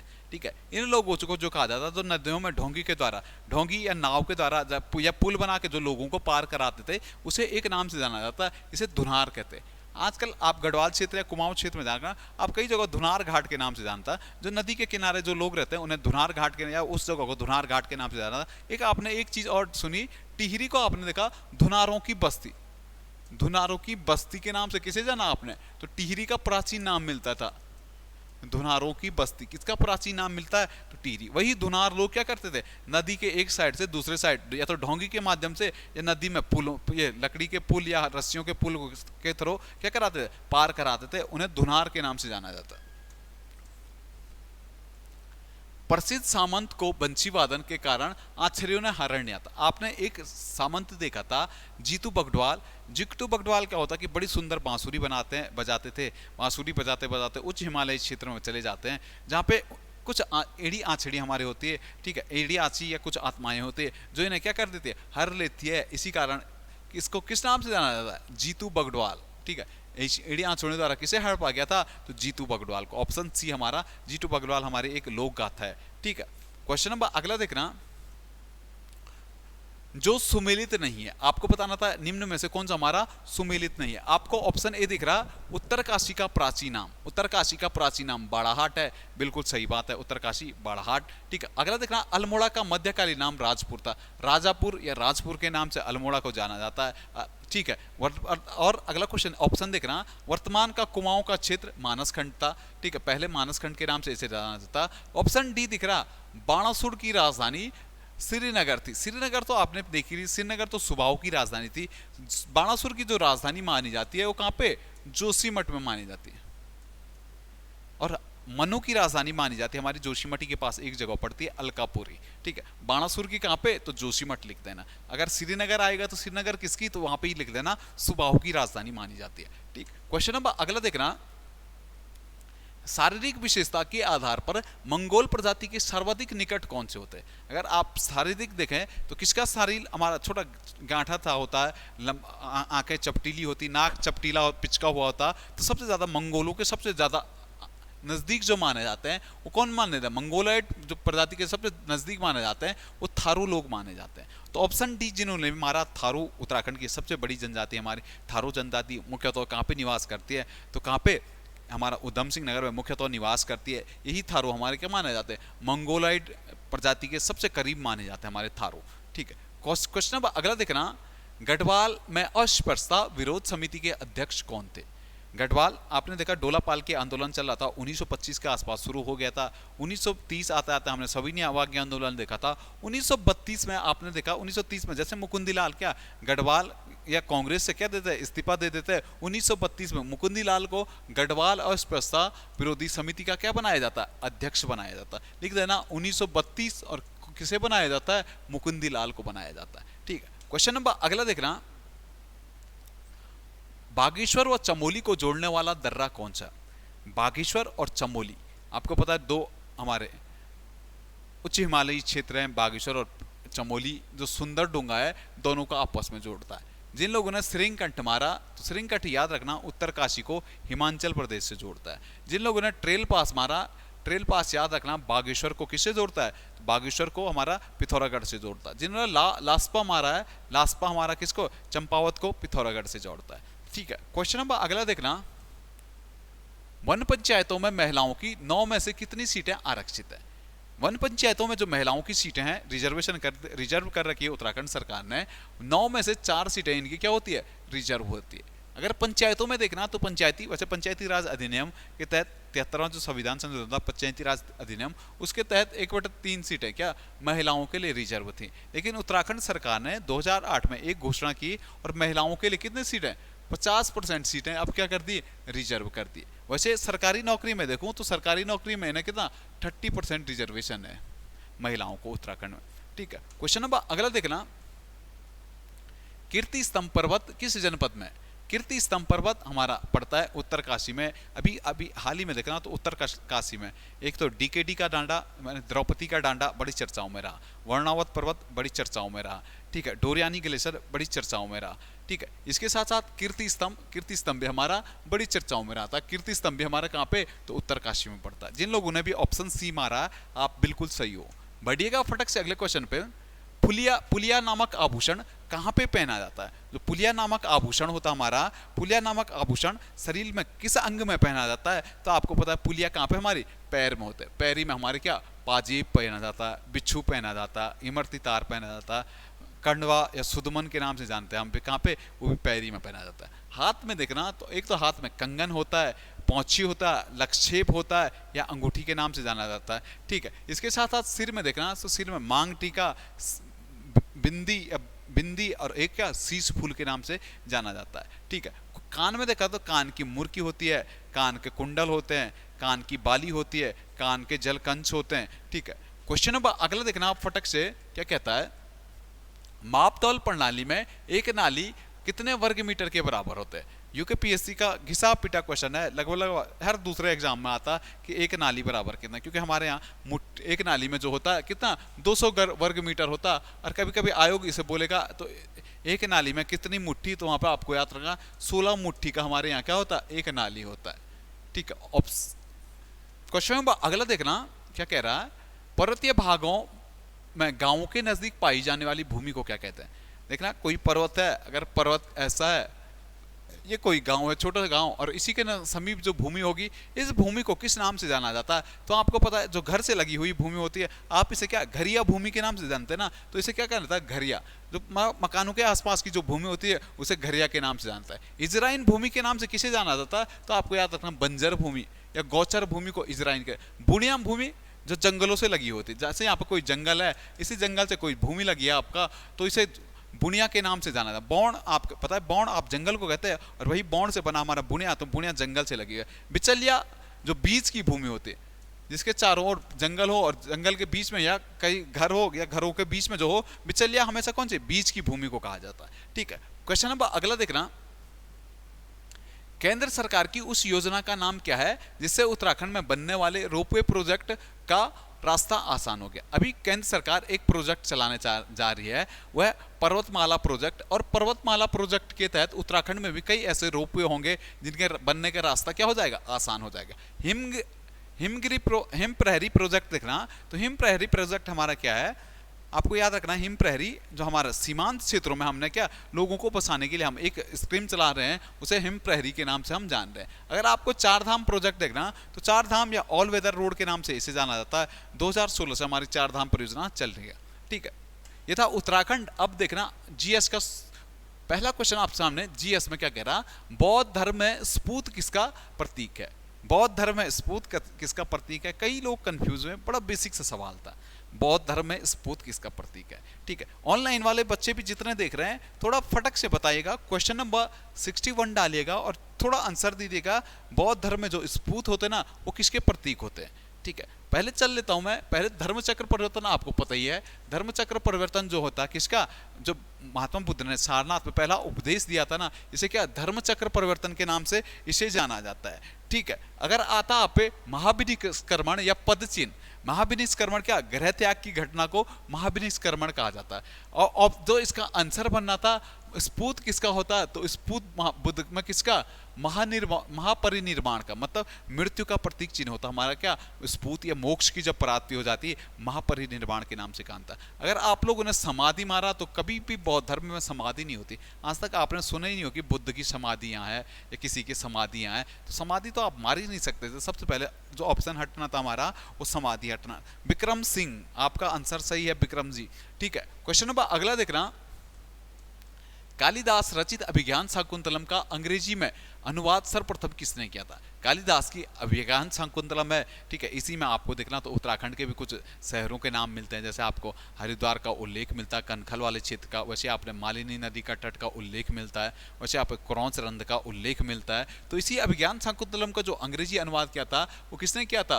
विलियम्स जोन्स ने किया था। एशियाटिक सोसाइटी बनाई थी 1784 में विलियम्स जोन्स ने, और इसी विलियम्स जोन्स ने क्या अभिज्ञान शाकुंतलम का अंग्रेजी अनुवाद किया था। चार्ल्स विल्किन देखना, तो चार्ल्स विल्किन ने किसका?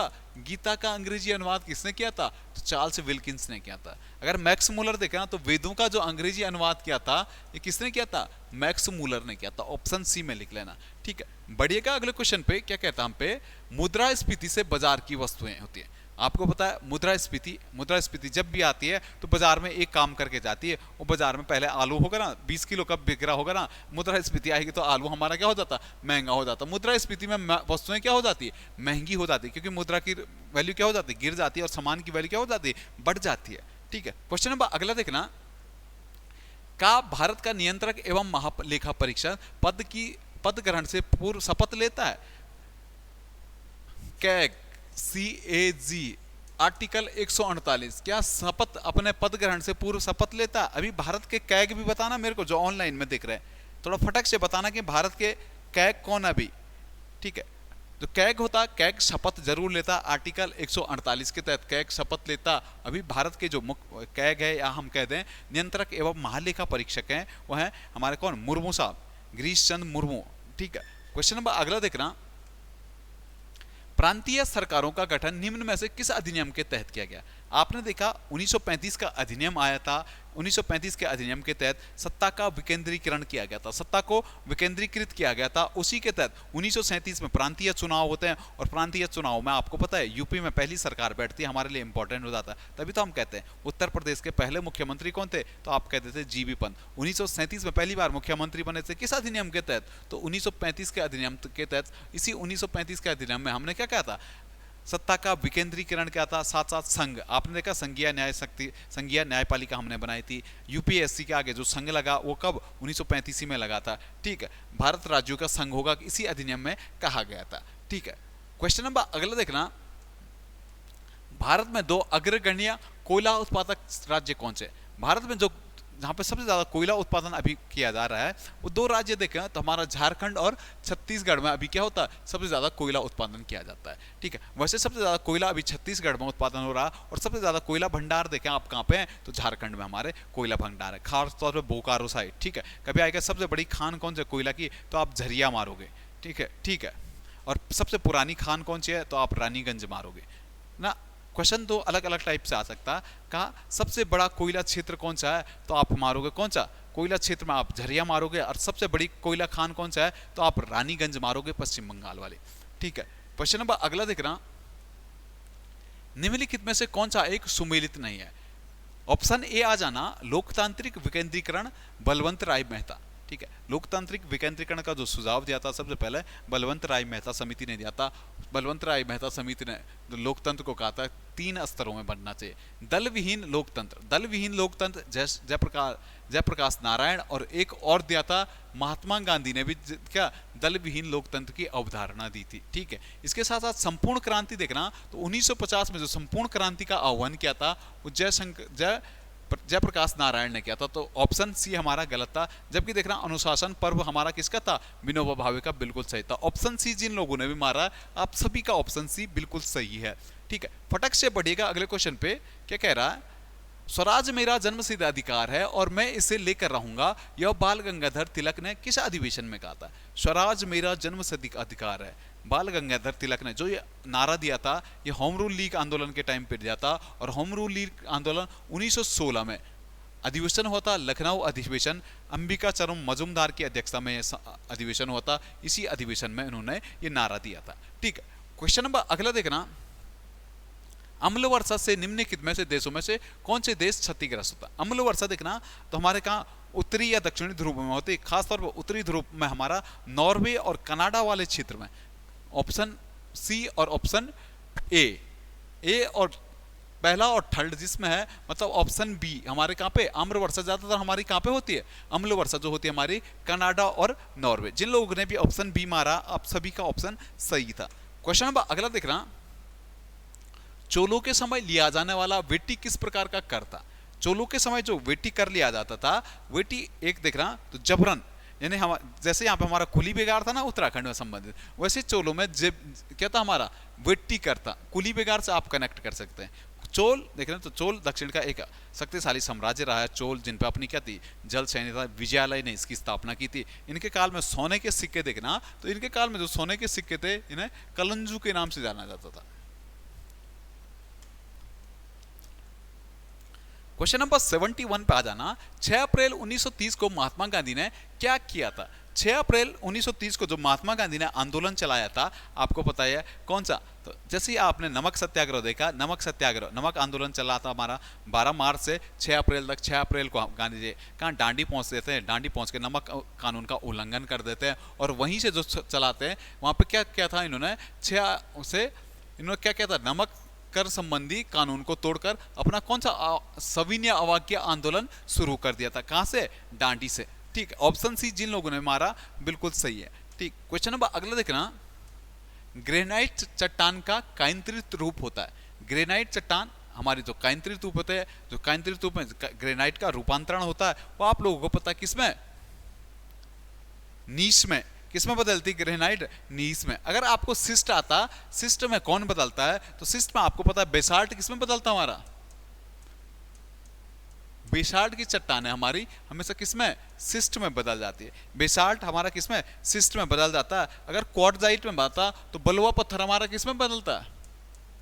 बलुआ पत्थर हमारा क्वार्टजाइट में हमारा बदल जाता है। और चूना पत्थर हमारा किसमें बदलता है? तो आपको पता है चूना पत्थर हमारा किसमें? संगमरमर में बदल जाता है। ठीक, क्वेश्चन नंबर अगला देखना सीधा सीधा, उत्पादन के 4 कारक कौन कौन से होता है? उत्पादन में देखना तो 4 कारक हमारे मुख्यतः 4 कारक होते हैं। उत्पादन करना है तो आपको सबसे पहले आपको भूमि की जरूरत होती है, और उसी भूमि पे आपको अगर श्रम मिल गया तो और बढ़िया बात। भूमि और श्रम, और तीसरा आपको क्या? पूंजी चाहिए, और चौथा आपको क्या? एक संगठन होना चाहिए। तो भूमि, पूंजी, श्रम और संगठन। ऑप्शन ए आपका क्या था? किसी भी क्षेत्र में आपको क्या? उत्पादन के 4 कारकों में हमारे 4 के 4 इंपॉर्टेंट आते हैं। ठीक, बढ़िया, सीधे सीधे अगले क्वेश्चन पे, 1857 ईस्वी में प्लासी के युद्ध में सिराजुद्दौला के साथ किसने विश्वासघात किया था? 1857 में देखना तो सिराजुद्दौला बंगाल का नवाब था, और बंगाल के नवाब के साथ जो विश्वासघात किया था, इन्हीं के एक सेनापति रहते मीर जाफर। मीर जाफर अंग्रेजों से जाकर मिल जाता। इसी के कारण सिराजुद्दौला को 1857 प्लासी का युद्ध हारना पड़ता। इसी के बाद अंग्रेजों के क्या है, बंगाल में क्या होता थी? सत्ता बन जाती है। ठीक है, उसके बाद 1764 में तो जैसे बक्सर का युद्ध होता है, इसके बाद तो अंग्रेजों का औपनिवेशिक काल यहाँ पे क्या हो जाता है? शुरू हो जाता है। ठीक, क्वेश्चन नंबर अगला देखना, लघु संविधान कहा जाता है। लघु संविधान देखना तो किस संविधान संशोधन को कहा जाता है? बड़ा बेसिक सा सवाल है, आपको कभी भी कोई भी क्वेश्चन आता आप सीधा 42वां संविधान संशोधन मान जाता है। 42वां संविधान में इतने संविधान संशोधन किए गए कि इस संविधान संशोधन को लघु संविधान के नाम से जाना जाता है। आपको पता है 42वां संविधान संशोधन 1976 में हुआ था। आपने यहाँ पे देखा प्रस्तावना में हमने चेंजेस किए, आपने देखा हमने मूल नीति निषेध तत्वों में हमने चेंजेस किए, आपने देखा हमने कई चीजों को समवर्ती सूची में जोड़ा था। सबके सब किसमें किया? हमने 42वें संविधान संशोधन द्वारा किए थे। क्वेश्चन नंबर 76 देखना, चुनाव आदर्श संहिता का उल्लंघन करने वाले उम्मीदवारों और पार्टियों को सजा देना किसका कार्य है? अगर कोई भी पार्टी का कैंडिडेट कभी भी चुनाव की आचार संहिता लगती है ना, जो 48 घंटे पहले लगती है, उसका उल्लंघन करता है, तो वहां पे जो न्याय, जो दंड देने का प्रावधान है, या उसकी नागरिकता या उसकी जो मेंबरशिप है उसे खत्म करने का जो अधिकार दिया गया है, वो केवल एक ही को है, और वो किसे? हमारा निर्वाचन आयोग को है। ऑप्शन सी जिन लोगों ने मारा, निर्वाचन आयोग। भारत का निर्वाचन आयोग आपको पता है 25 जनवरी 1950 को बना था। इसी कारण हम 25 जनवरी को किस रूप में मनाते हैं? तो नेशनल वोटर डे के रूप में हम 25 जनवरी को मनाते हैं। क्वेश्चन नंबर अगला देखना, जनगणना 2011 के अनुसार सबसे कम लिंगानुपात वाले केंद्र शासित प्रदेश कौन से? अभी देखना तो उत्तराखंड में आपको कई लोगों ने आज गलत मारा है। बड़ा बेसिक सा सवाल था, लिंगानुपात सबसे कम हमारा कहां पे?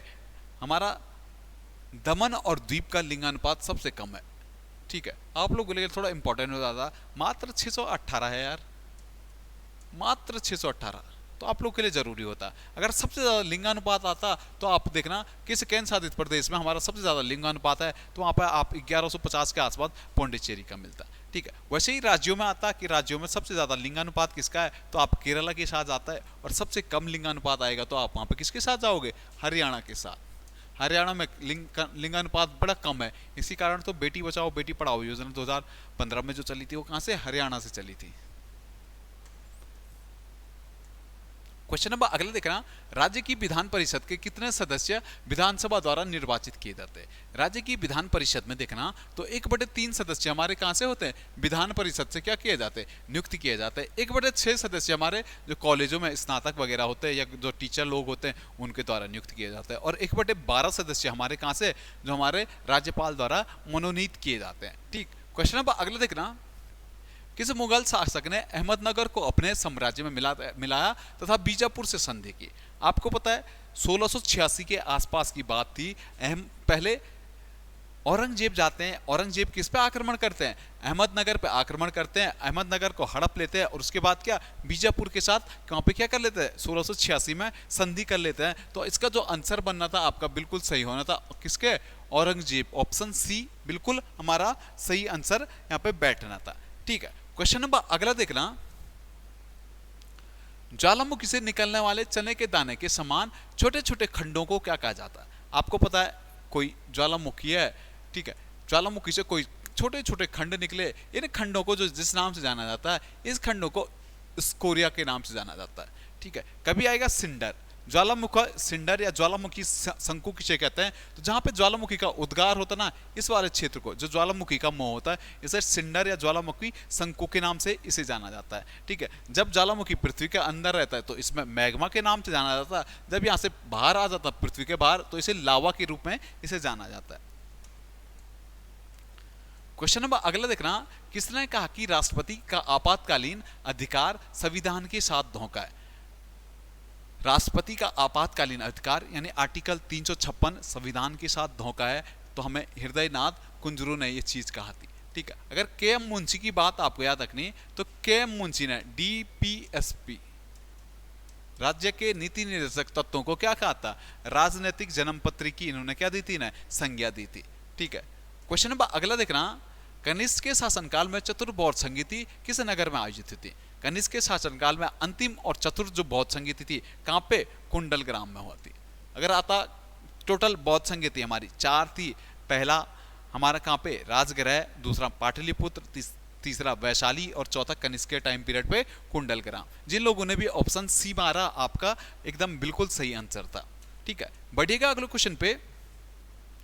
ऋग्वेद के किस मंडल में शूद्र का उल्लेख पहली बार मिलता है? आपको पता है ऋग्वेद में हमें क्या जाति व्यवस्था का हम पे उल्लेख मिलता है, वर्ण व्यवस्था का जो उल्लेख मिलता है, तो ऋग्वेद उसी में हमारा शूद्र का उल्लेख मिलता है। और वो उल्लेख किस में मिलता है हमारा?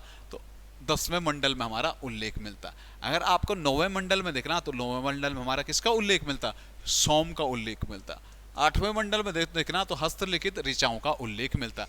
इसमें जो सबसे ज्यादा होगा तीसरे मंडल में हमारा किसका उल्लेख मिलता है? गायत्री मंत्र, सावित्री के लिए समर्पित है हमारा गायत्री मंत्र, उसका उल्लेख किसमें मिलता है? ऋग्वेद के तीसरे मंडल में मिलता है। अगला देखना, भारत में सचिव का पद यानी भारत सचिव का पद किसके द्वारा निर्मित किया गया था? भारत सचिव 1857 की क्रांति के बाद भारत सरकार अधिनियम 1958 आया था, जहां पे गवर्नर जनरल को वॉइस राज की संज्ञा दी गई और जिसकी सहायता के लिए एक ब्रिटिश शासन का सदस्य था जिसे भारत सचिव के नाम से जाना जाता था। और भारत सचिव का जो पद सृजन किया गया था, कब किया गया था? 1858 में। ऑप्शन बी बिल्कुल सही है। क्वेश्चन नंबर 85 आ जाना, CISC का पूर्ण रूप क्या होगा? CISC सीधे सीधा कंप्यूटर से संबंधित हमारा, आप इसको कह सकते हैं कंप्यूटर इंस्ट्रक्शन सेट कंप्यूटर। ठीक है, कंप्यूटर इंस्ट्रक्शन सेट कंप्यूटर के नाम से आप CISC को जान सकते हैं। ठीक है, एक मैंने कल ही आपसे पूछा था GPRS general packet radio service के नाम से GPRS को हम जानते हैं। ठीक है, फटक से देखना, थोड़ा टाइम कम है। अगला क्वेश्चन क्या कहता? हार्ड करेंसी से क्या तात्पर्य? हार्ड करेंसी मतलब वह करेंसी जो बड़ी मुश्किल से हमें प्राप्त होती है, या दूसरे शब्दों में देखो, मैं शुद्ध शब्दों में मैं कहूँ, वह मुद्रा जिसकी आपूर्ति की मांग की अपेक्षा कम हो। आपूर्ति मांग की अपेक्षा क्या कम हो तो वो हमारी क्या हो जाती है? हार्ड मुद्रा हो जाती है। अगर हमें जरूरत ज्यादा है लेकिन वो कम है तो उसका रेट वैसे ही बढ़ जाता है, इसी कारण से हार्ड करेंसी के रूप में उसे जाना जाता है। 86 का ऑप्शन ए आपका बिल्कुल सही आंसर हमारा बैठना था। ठीक है, क्वेश्चन नंबर अगला देखना, वर्ल्ड वाइड वेब एक हाइपरलिंक मीडिया सिस्टम है क्योंकि वर्ल्ड वाइड वेब www एक हाइपर वेब मीडिया सिस्टम है क्योंकि यह जो वर्ल्ड वाइड वेब होता है हमारा, ये हाइपर लिंक है क्योंकि यह क्या एक से दूसरे कंप्यूटरों संसाधनों को क्या करता है? आपस में जोड़ता है। ठीक है, www। ठीक है, क्वेश्चन नंबर अगला देखना, सीधा सीधा क्या कह रहा, इंटरनेट पर मुफ्त में उपलब्ध इंसाइक्लोपीडिया विकिपीडिया की स्थापना किसके द्वारा की गई? तो आपको पता है जो हमारा विकिपीडिया है, विकिपीडिया के जो संस्थापक है, आपको सीधा सीधा याद रखना, जिमी वेल्स। किसने की? तो जिमी वेल्स। ऑप्शन ए बिल्कुल सही। सबीर भाटिया जीमेल के जो आविष्कारक थे, सबीर भाटिया थे। ठीक है, क्वेश्चन नंबर अगला देखना, वर्ड प्रोसेसर स्प्रेडशीट किसका उदाहरण है? वर्ड प्रोसेसर और स्प्रेडशीट हमारे दोनों के दोनों किसके एप्लीकेशन सॉफ्टवेयर के दोनों हमारे क्या मिलते हैं? उदाहरण हमारे दोनों के दोनों हमारे मिलते हैं। ठीक है, क्वेश्चन नंबर अगला देखना, अगला क्वेश्चन हमारा क्या कह रहा, भारत का पहला डबल डेकर एक्सप्रेसवे कहां पे बनेगा?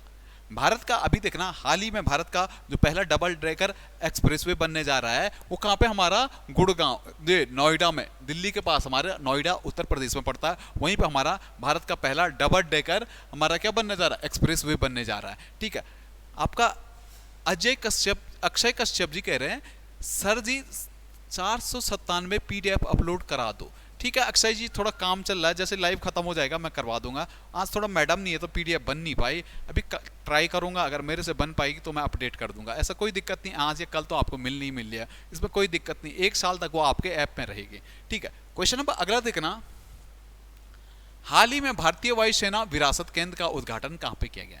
अभी भारतीय सेना ने अपना एक विरासत केंद्र का उद्घाटन किया है, और ये विरासत केंद्र कहां पे? ऑप्शन ए चंडीगढ़ में खोला गया है भारतीय वायुसेना द्वारा। ठीक, क्वेश्चन नंबर सीधा अगले देखना, और थोड़ा चर्चाओं में ज्यादा रहा था, 1 हफ्ते पुराना करंट हमारा क्या कह रहा, हाल ही में दोहा डायमंड लीग जो हुई थी, इस बार कतर की राजधानी दोहा में हुई थी, और डायमंड लीग में भी हमारे पुनः दोबारा इतिहास रचा है। नीरज चोपड़ा ने पिछली बार भी डायमंड लीग जीता था, इस बार भी डायमंड लीग में क्या पहला स्थान जीतकर गोल्ड मेडल प्राप्त किया है नीरज चोपड़ा ने। ऑप्शन बी जिन लोगों ने मारा था, बड़ा बेसिक सा क्वेश्चन था, लगभग सभी ने कर ही दिया होगा। ठीक है, अब आ जाना अगले क्वेश्चन पे, क्या कहता, हाल ही में 30वां एकलव्य पुरस्कार 2022 किसे दिया गया? जो अभी देखना, एकलव्य पुरस्कार 2022 का दिया गया स्वस्ति सिंह को। ऑप्शन सी जिन्होंने मारा, स्वस्ति सिंह को ये क्या मिला? हमारा पुरस्कार मिला। अगर अवनी लखेरा देखना, तो अवनी लखेरा का संबंध हमारा पैराशूटर से है। ठीक है, बढ़िएगा सीधा अगले क्वेश्चन पे। अगला क्वेश्चन आपका रीजनिंग का है, तो प्रमोद सर आप लोगों के बीच बन रहे रीजनिंग के साथ। उम्मीद है दोस्तों आप लोग को अच्छा लगा होगा। जो भी लोग हमारे साथ अगर ऑनलाइन प्रैक्टिस सेटों में जुड़ना चाहते हैं तो प्ले स्टोर पे जाइएगा, शिखर एकेडमी देहरादून का आप एप्लीकेशन खोलेगा तो वहाँ पे मिल जाऊंगा मैं। अगर पुराने प्रैक्टिस सेट चाहिए तो मई का कोर्स खरीदिएगा, नए प्रैक्टिस सेट चाहिए तो आप जून का कोर्स खरीदिएगा। ठीक है, अगर जो लोग ऑफलाइन में आना चाहते हैं तो कल से हमारा एक सुबह मॉर्निंग का बैच बन रहा है 7:30 बजे का। जो भी नया बच्चा है, जो भी वीडियो के लिए स्पेशली जुड़ना चाहता है तो सुबह 7:30 बजे मेरे साथ जुड़ सकता है। बाकी 9 बजे वाला और 11 बजे वाला बैच मेरे पे लगभग फुल है दोनों। ठीक है, तो धन्यवाद।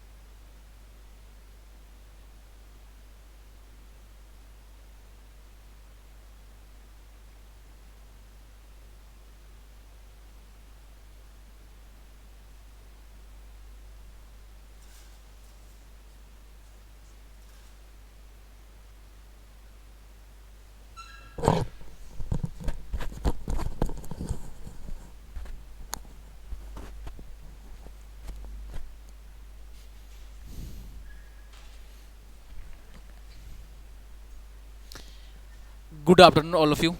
अब देखिए रीजनिंग का क्वेश्चन नंबर 94 में स्टेटमेंट और कंक्लूजन के क्वेश्चन दिए हैं। स्टेटमेंट क्या दिया है, सभी इमारतें मकान है।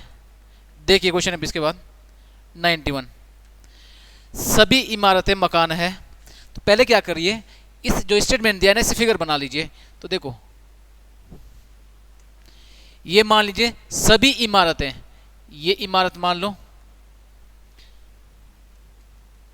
सभी इमारतें, ये क्या है मकान, ये बना दो मकान, क्योंकि जो सभी इमारतें मकान है तो मकान का जो सर्कल होगा उस इसके बाहर आएगा।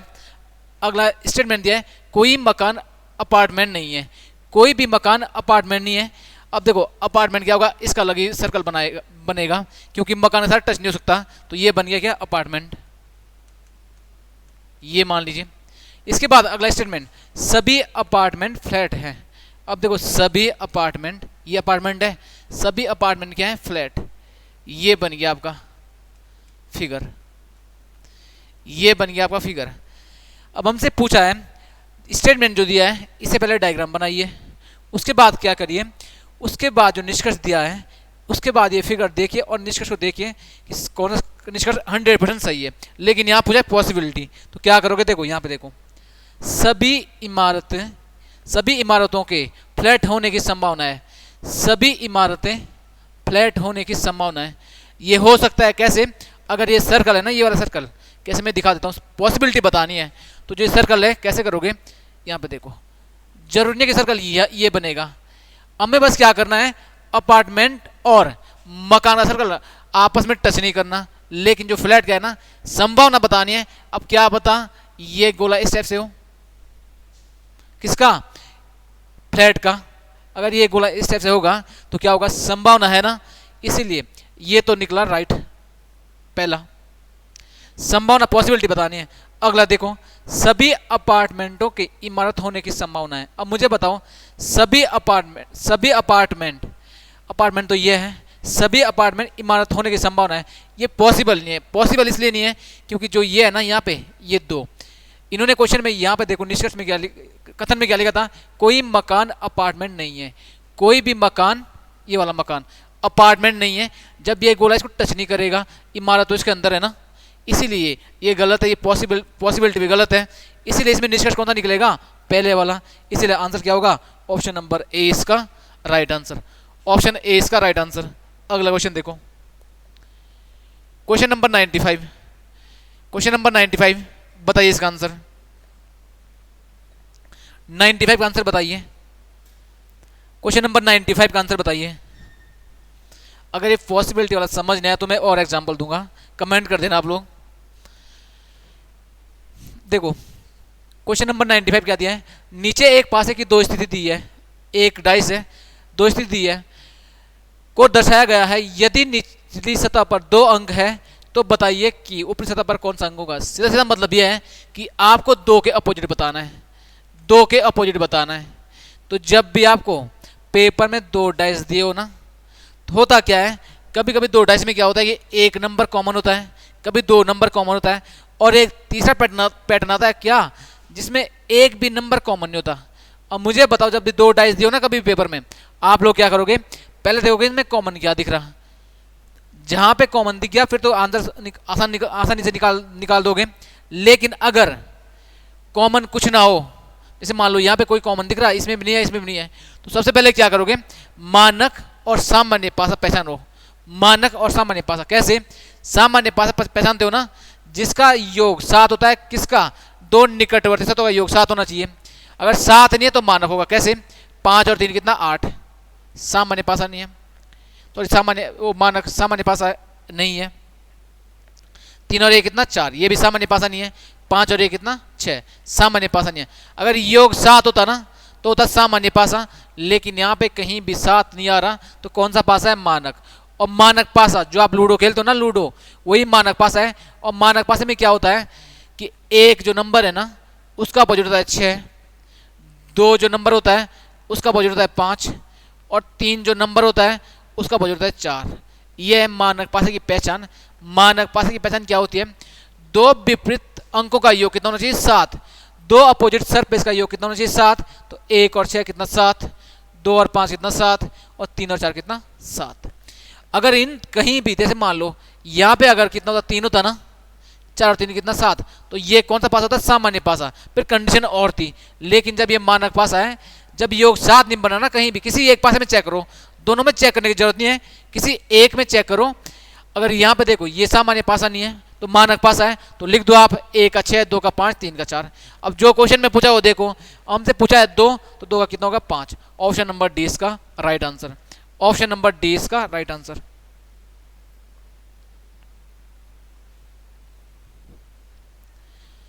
Rahul Kumar, hello sir, hello. समझ आ रहा सभी को, यस या नो? क्वेश्चन नंबर 96 रैंकिंग से। क्वेश्चन नंबर 96 जल्दी। 96 में क्या होगा देखो, हमें पूछा है 40 विद्यार्थियों की एक पंक्ति में, टोटल लिख दो कितना 40। 40 विद्यार्थियों की एक पंक्ति में दीप्ति का स्थान बाईं ओर से, तो जो दीप्ति है वो लेफ्ट से कितनी है, वो है 26। और रानी का स्थान दाईं तरफ से कितना है, रानी दाईं तरफ से कितनी है, मैं लिखता हूँ राइट, या रानी लिखता हूँ पूरी, रानी दाईं तरफ से कितना है, इसका है 26, इसका भी 26वां स्थान है। आपसे पूछा है इन दोनों के बीच में कितने व्यक्ति बैठेंगे, या इन दोनों के बीच में कितनी लड़कियां होगी। मिड वाले क्वेश्चन आते आते हैं पेपर में, तो देखो डायग्राम नहीं बनाना, आप लोग क्या करोगे, इन दोनों का सम कर दो पहले, जो लेफ्ट राइट पोजीशन है ना इनको ऐड कर दो, 26 26 कितना हो गया 52।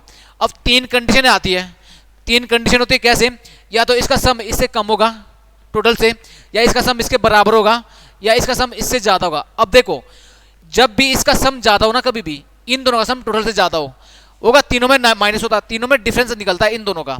तो जब मैं इसमें से इसमें ये माइनस करूंगा ना, तो देखो 52 माइनस 40 कितना होगा 12, 52 माइनस 40 कितना हो गया 12। लेकिन जब भी ये नंबर ज्यादा होगा इन दोनों का सम, इसका मतलब क्या कहते हैं, फिगर जो बनेगा ना ओवरलैप बनेगा, लास्ट में क्या करोगे -2 कर देना, सारे क्वेश्चन में लास्ट में -2 कर देना, तो 12 माइनस 2 कितना 10। ऑप्शन नंबर सी इसका right answer. Option number C इसका राइट आंसर।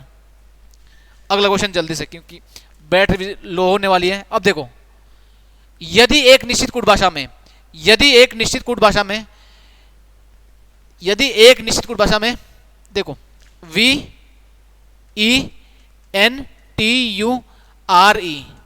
को क्या लिखा गया है, ये लिखा गया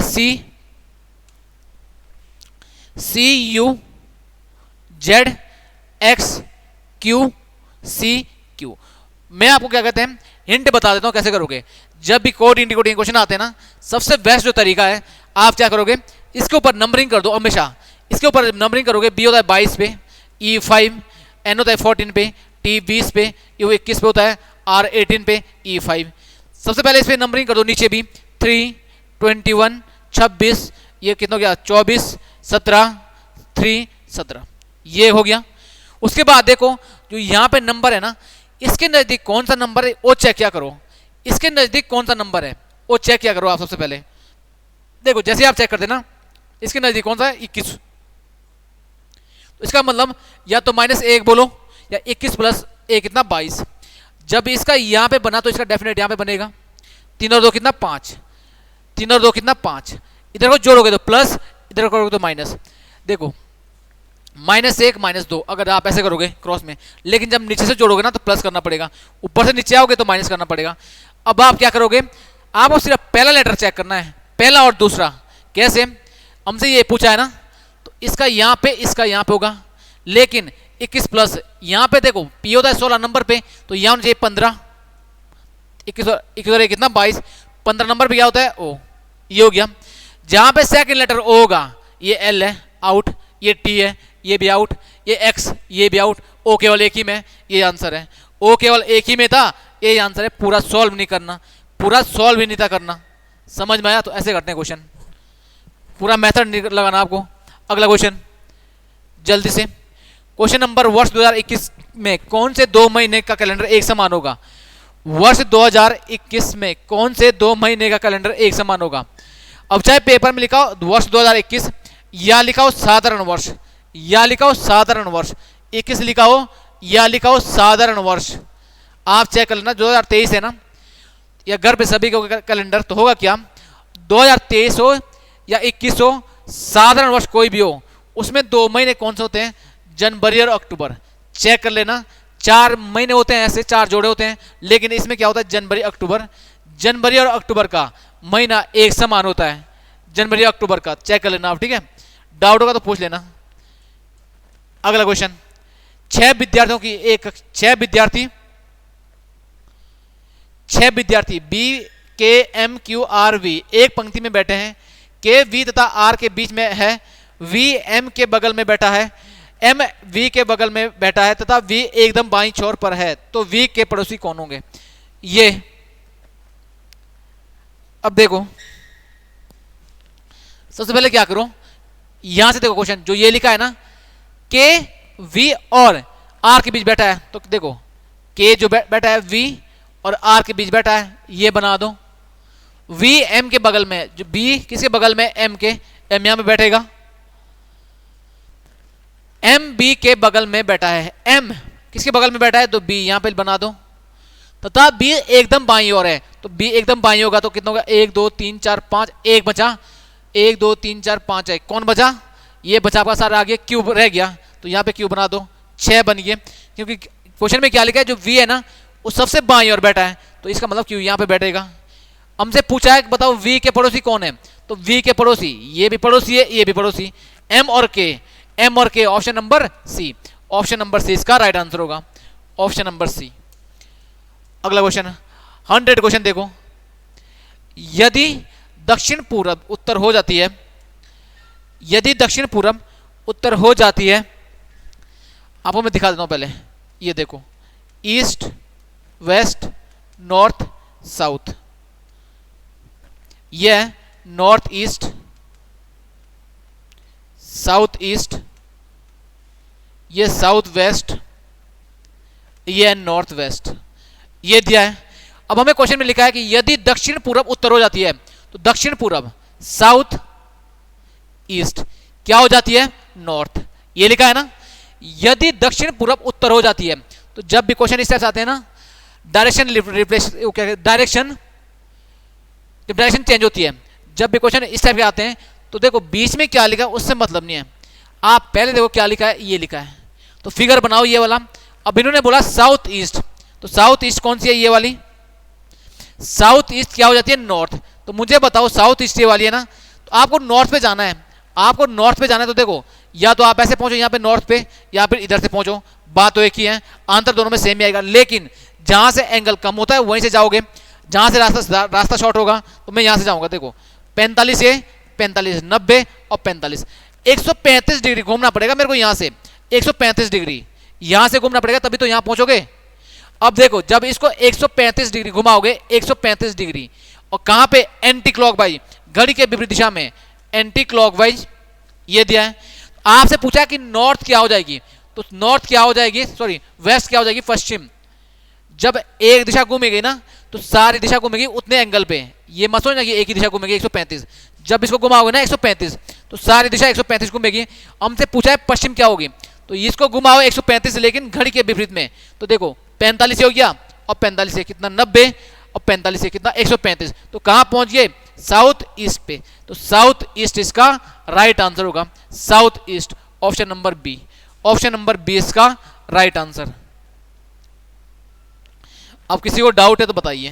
क्वेश्चन नंबर 100 या कोई भी क्वेश्चन अगर समझ नहीं आया तो कमेंट कीजिए, बताइए।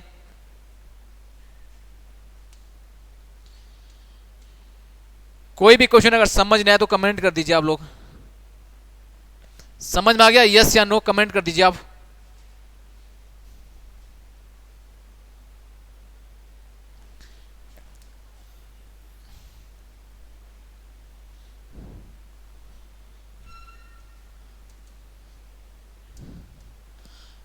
जल्दी कमेंट कर दीजिए आप। किसी को डाउट है, कुछ पूछना है?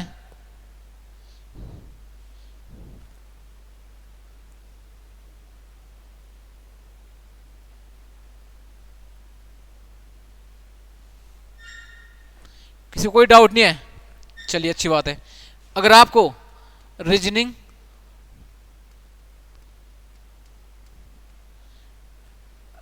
अगर आपको सीखनी है, बेसिक तरीके से, बेसिक और एडवांस शॉर्ट तरीके से। यहाँ तो मैंने जल्दी जल्दी कराया क्योंकि यहाँ पे क्या दिक्कत आ रही है कि यहाँ बैटरी समाप्त होने वाली है, इसीलिए मैंने जल्दी जल्दी बताया। अगर आपको रीजनिंग पढ़नी है या आरओ के लिए रीजनिंग पढ़नी है आपको, तो आप लोग क्या करोगे, शिखर एकेडमी के यूट्यूब चैनल पे जाओगे, वहाँ पे क्या होगा, प्लेलिस्ट बनी है और प्लेलिस्ट रीजनिंग की बनी है, रीजनिंग की प्लेलिस्ट बनी है, वहाँ पे चेक कर लेना। वहाँ पे एक एक टॉपिक मैंने बारीकी से बेस्ट अप्रोच से बताया है। जिन्होंने पढ़ा होगा उनको पता होगा, बाकी आप लोग भी देखिए, उसमें सारे टॉपिक मैंने लगभग बता ही रखे, जो इंपॉर्टेंट है सारे टॉपिक बता रखे, और सारे क्वेश्चन आपको दोबारा पढ़ने की जरूरत नहीं पड़ेगी कहीं पे। चलिए, okay, thank you so much.